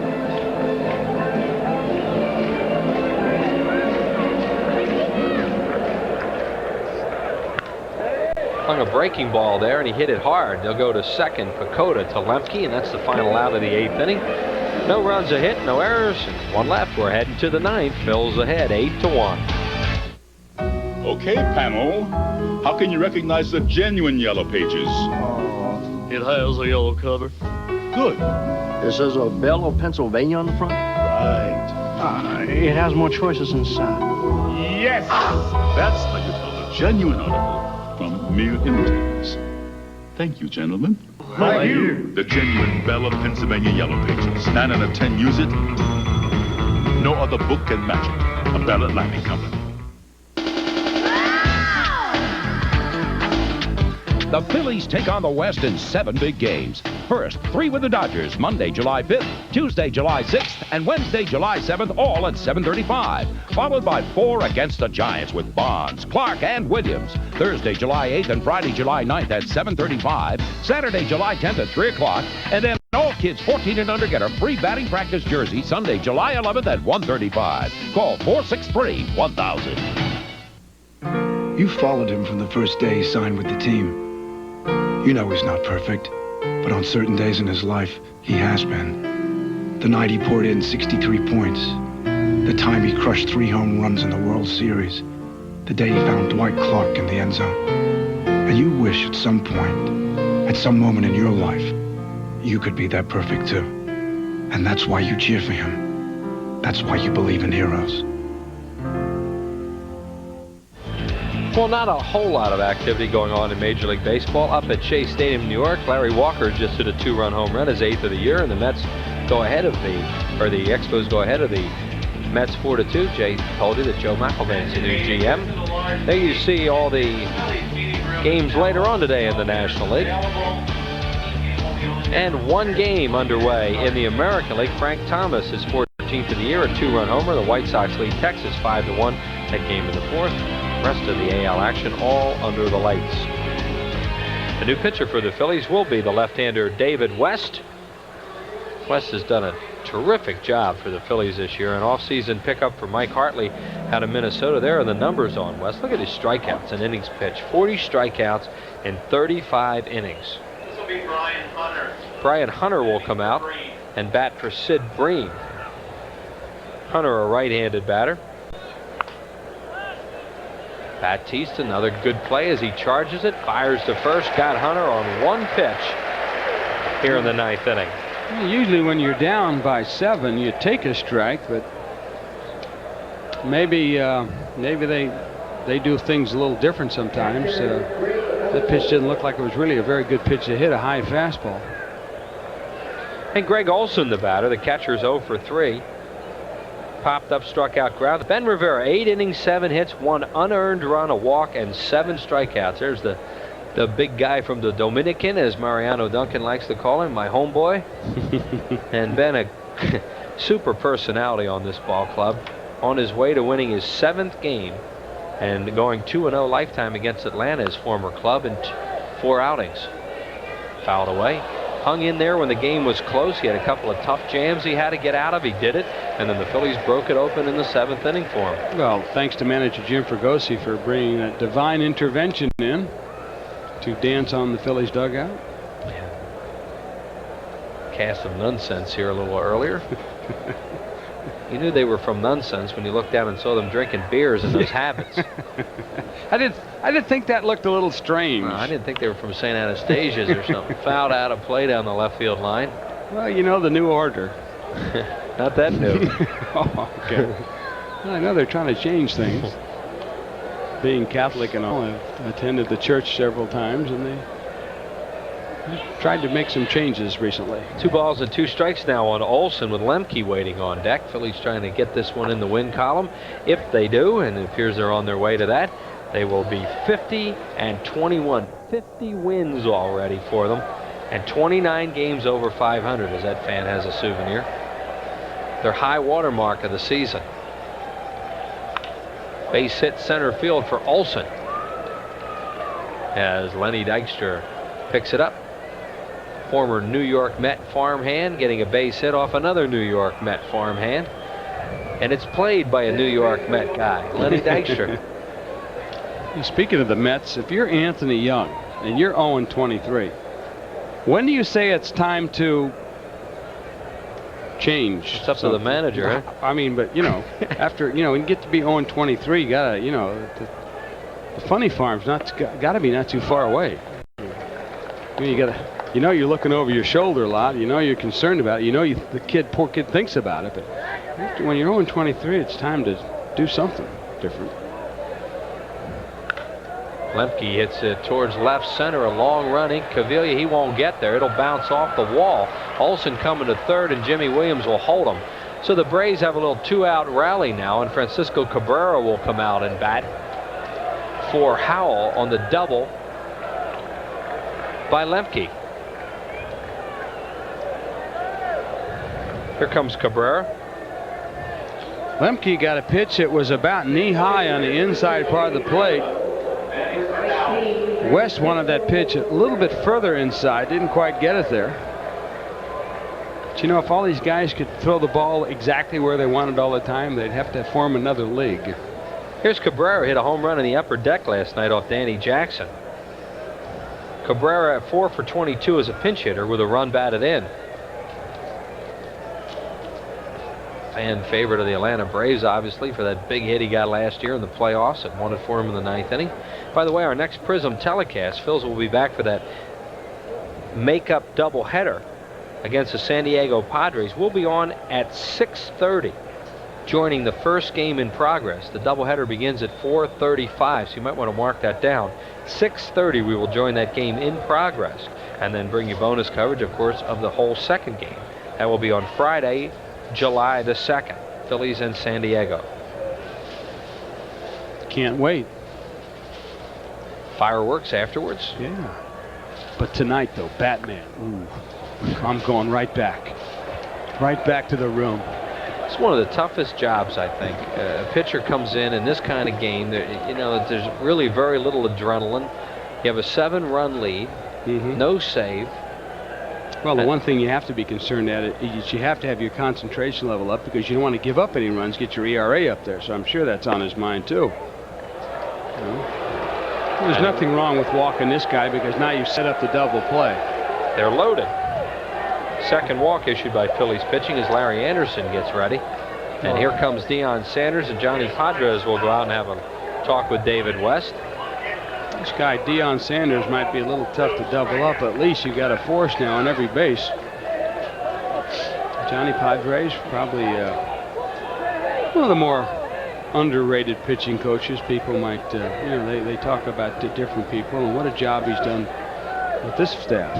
Johnny Padres with positive words for the most part when he goes out to talk to his pitchers, because he stood out there enough times to know that when someone comes out that talks to him, he knows that he hasn't been pitching real well. He doesn't need somebody to tell him that. They didn't need to come out and talk to him too much in the 1955 World Series when he was the MVP.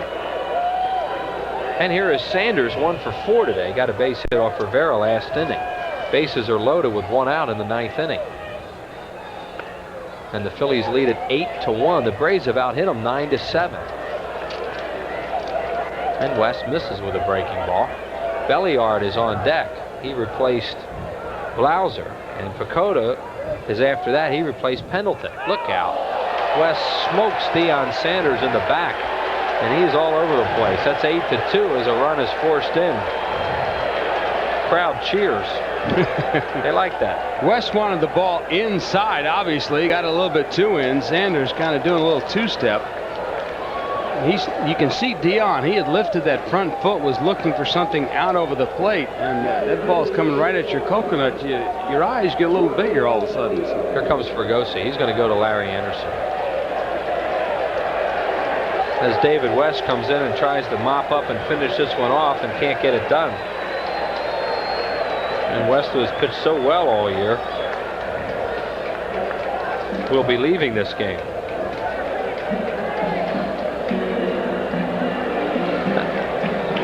As David West leaves the ball game and Larry Anderson comes on, we'd like to remind you at 7 o'clock on Sports Channel, the Reading Phillies will oppose the Canton Akron Indians. AA baseball. Larry Rosen will have the play-by-play, and Randy Stevens on color. That will be tonight at 7 o'clock on Sports Channel as Ben Rivera looks on and certainly wants to see Larry Anderson come in and get this over with as fast as possible so Rivera can enjoy his 7th win of the year as the Braves are kicking up a fuss here in the 9th inning. Pretty much most of the crowd has still stayed with us today. A big crowd, 57,000 people. Game coming up to just about the 3-hour mark right now. It started right around 3:30 or 12:39, 12:40.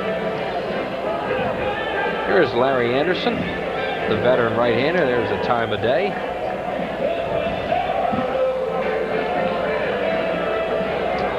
And the numbers on Larry Anderson. Coming into game number 24, that's what he's done so far this year. Excellent walk-strikeout ratio. 19 strikeouts, 21 1/3 innings. And he inherits a bases-loaded jam here as David West has given up a run here in the 9th. They're loaded with 1 out. And Bobby Cox ran the white flag up the pole, and took some of his regulars out, and now all of a sudden they have base runners, and they have Belliard and Pacoda coming up instead of Blauser and Pendleton. There's Cox, excellent manager, excellent general manager, and been around. Did a really good job when he was in the Toronto organization also. He was a pretty good player until he was forced to retire at age 30 because of bad knees. Middle infielder. And they haven't gotten any better. As you can see, Bobby, when he tries to walk out to the mound, the knees are still bothering him. He was in the Dodge organization for a long time. Boss, we're really sick, huh? Phillies fever. Okay. Yeah, well, you can tell they're really struggling down there with the weather. There's some people leaning forward, catching a few rays as they watch Anderson warm up. It is funny. We probably see more people out here today with suits and ties on than we have since our last business person, especially. There's a Philly fan enjoying herself. And we're ready to go as Larry Anderson has completed his warm-up tosses. Here comes Belliard. He doesn't play that much. He only has 29 at-bats on the year, batting at .207. He's been in 45 games. He comes in for defense sometimes as Blauser has taken over the #1 shortstop job. He's an opposite field hitter. Eisenreich is very shallow in right and over towards the line, and they've moved Dykstra over to right center, and now Incaviglia way over. So you see that outfield alignment. Mitch Williams is starting to throw in the Phillies bullpen just in case. There is Mitch, who picked up a save last night. Phillies were hoping this game would be a no-brainer in the 9th, and now it's turned a little bit more than that as the Phillies pitchers are having some control problem. That's plagued Atlanta all afternoon.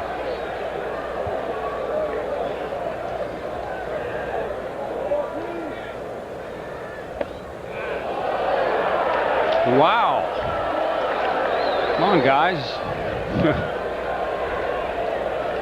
Ben Rivera is still in the Phillies dugout, waiting to see the outcome of this game.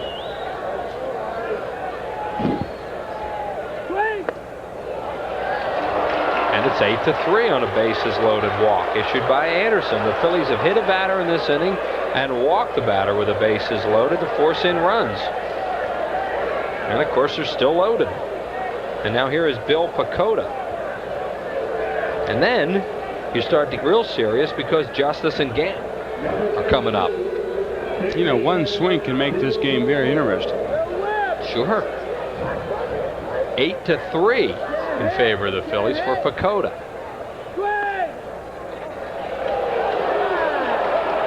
Anderson thought that was a strike. Kellogg said it was high. Phillies, of course, have the infield at double play depth.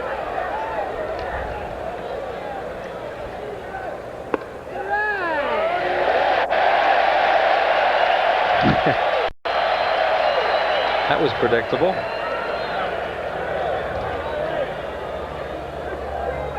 It's a hard game for the fans to get into right now. Chases a slider, and it's 1-2. On deck is Justice. Anderson has a very quick biting slider, as you saw on the last pitch. Pacoda trying to hold up on that one, couldn't. That's what makes him so tough, because he starts it just at the level of the strike zone, maybe at the knees, and it breaks out. Pacoda got a big base hit down in Atlanta late in the ball game to beat the Phillies when the Phillies were down there.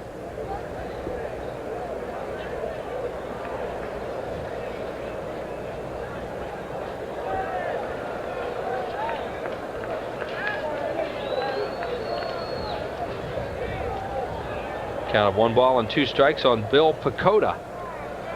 1 out in the 9th. Braves have 2 in, and they have the bases loaded. It's 8-3 Phillies. Another foul ball.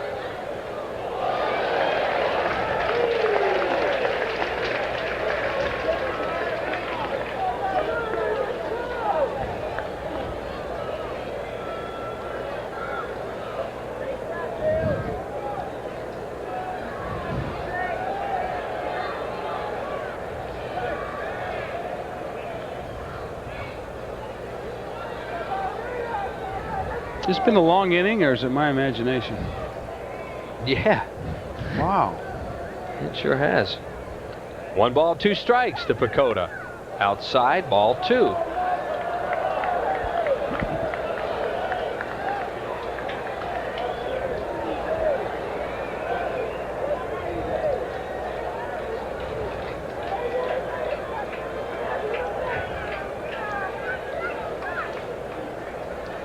Anderson ready with a 2-2 pitch. Fouled away again. Pacoda giving him a real good at bat.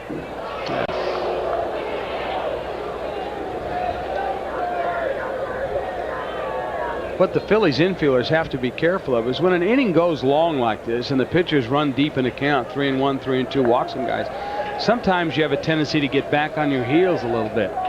You got to kind of snap yourself out of that and be ready to catch a ball somewhere. Oh my. That's why you qualify everything you say. If you go to 50 and 20, if you go to 29, this game is amazing. Try to get those last 3 outs. There's Padres looking on. That's kind of a helpless feeling right now. Anderson needs to throw a strike here. He does, and he strikes him out. Well, actually, he didn't. Yeah, right. He swung at a bad pitch. And that's the pitch that makes Anderson so tough, because he starts the ball, it goes out of the strike zone. And watch this. If you take that pitch, that probably would be called a ball. And Anderson does it so well. He starts it usually at the knees, just at the level of the strike zone where it breaks out of the strike zone, and a batter swings at it. And here's Justice. Justice 0 for 3 today, and beats it foul first base side. Justice has not played in the first 2 games of the series. Back in action here today.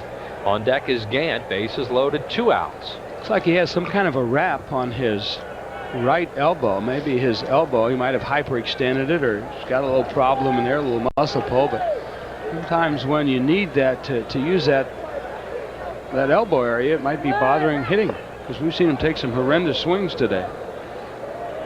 Ben Rivera had him chasing a lot of breaking balls. Sure did. Count is 1 ball and 1 strike now on Justice. And when you got a guy swinging the bad pitches like that, that's all you want to give him. You don't want to give him anything good to hit. Fouls it off his body, and he'll walk it off. And now we get to 1 ball and 2 strikes, and now the crowd starts to sense maybe this one will end. And knowing that hurt Justice, you can see that he's taken his time. I wouldn't be surprised to see Anderson come right back with the same pitch, maybe a little bit closer inside, using that slider that he uses so well. Anderson, mostly a lot of breaking balls, a lot of sliders. 1-2. A lot of people standing here at the end. Here's the pitch to Justice. Oh, he did come way inside. Yeah, Just missed. He wanted to get in there. That's one of those, if you're going to swing at it, it's going to hurt like heck. Take it and hope it's a ball, huh? Uh-huh. He just came just a little too far inside. If he'd have put that maybe 3 inches closer to the plate, you know Justice would have had to swing at it with 2 strikes. 2 balls and 2 strikes to David Justice. Here we go. Popped him up. Playable. Who wants it? Here comes Batiste down the line. And he squeezes it, and it's finally over. And the Phillies have won their 50th game of the year as they beat the Atlanta Braves by a score of 8-3. And here comes Big Ben Rivera, who picks up his 7th win of the year, richly deserved. 3 hours and 9 minutes, and we'll be back with a wrap-up right after this.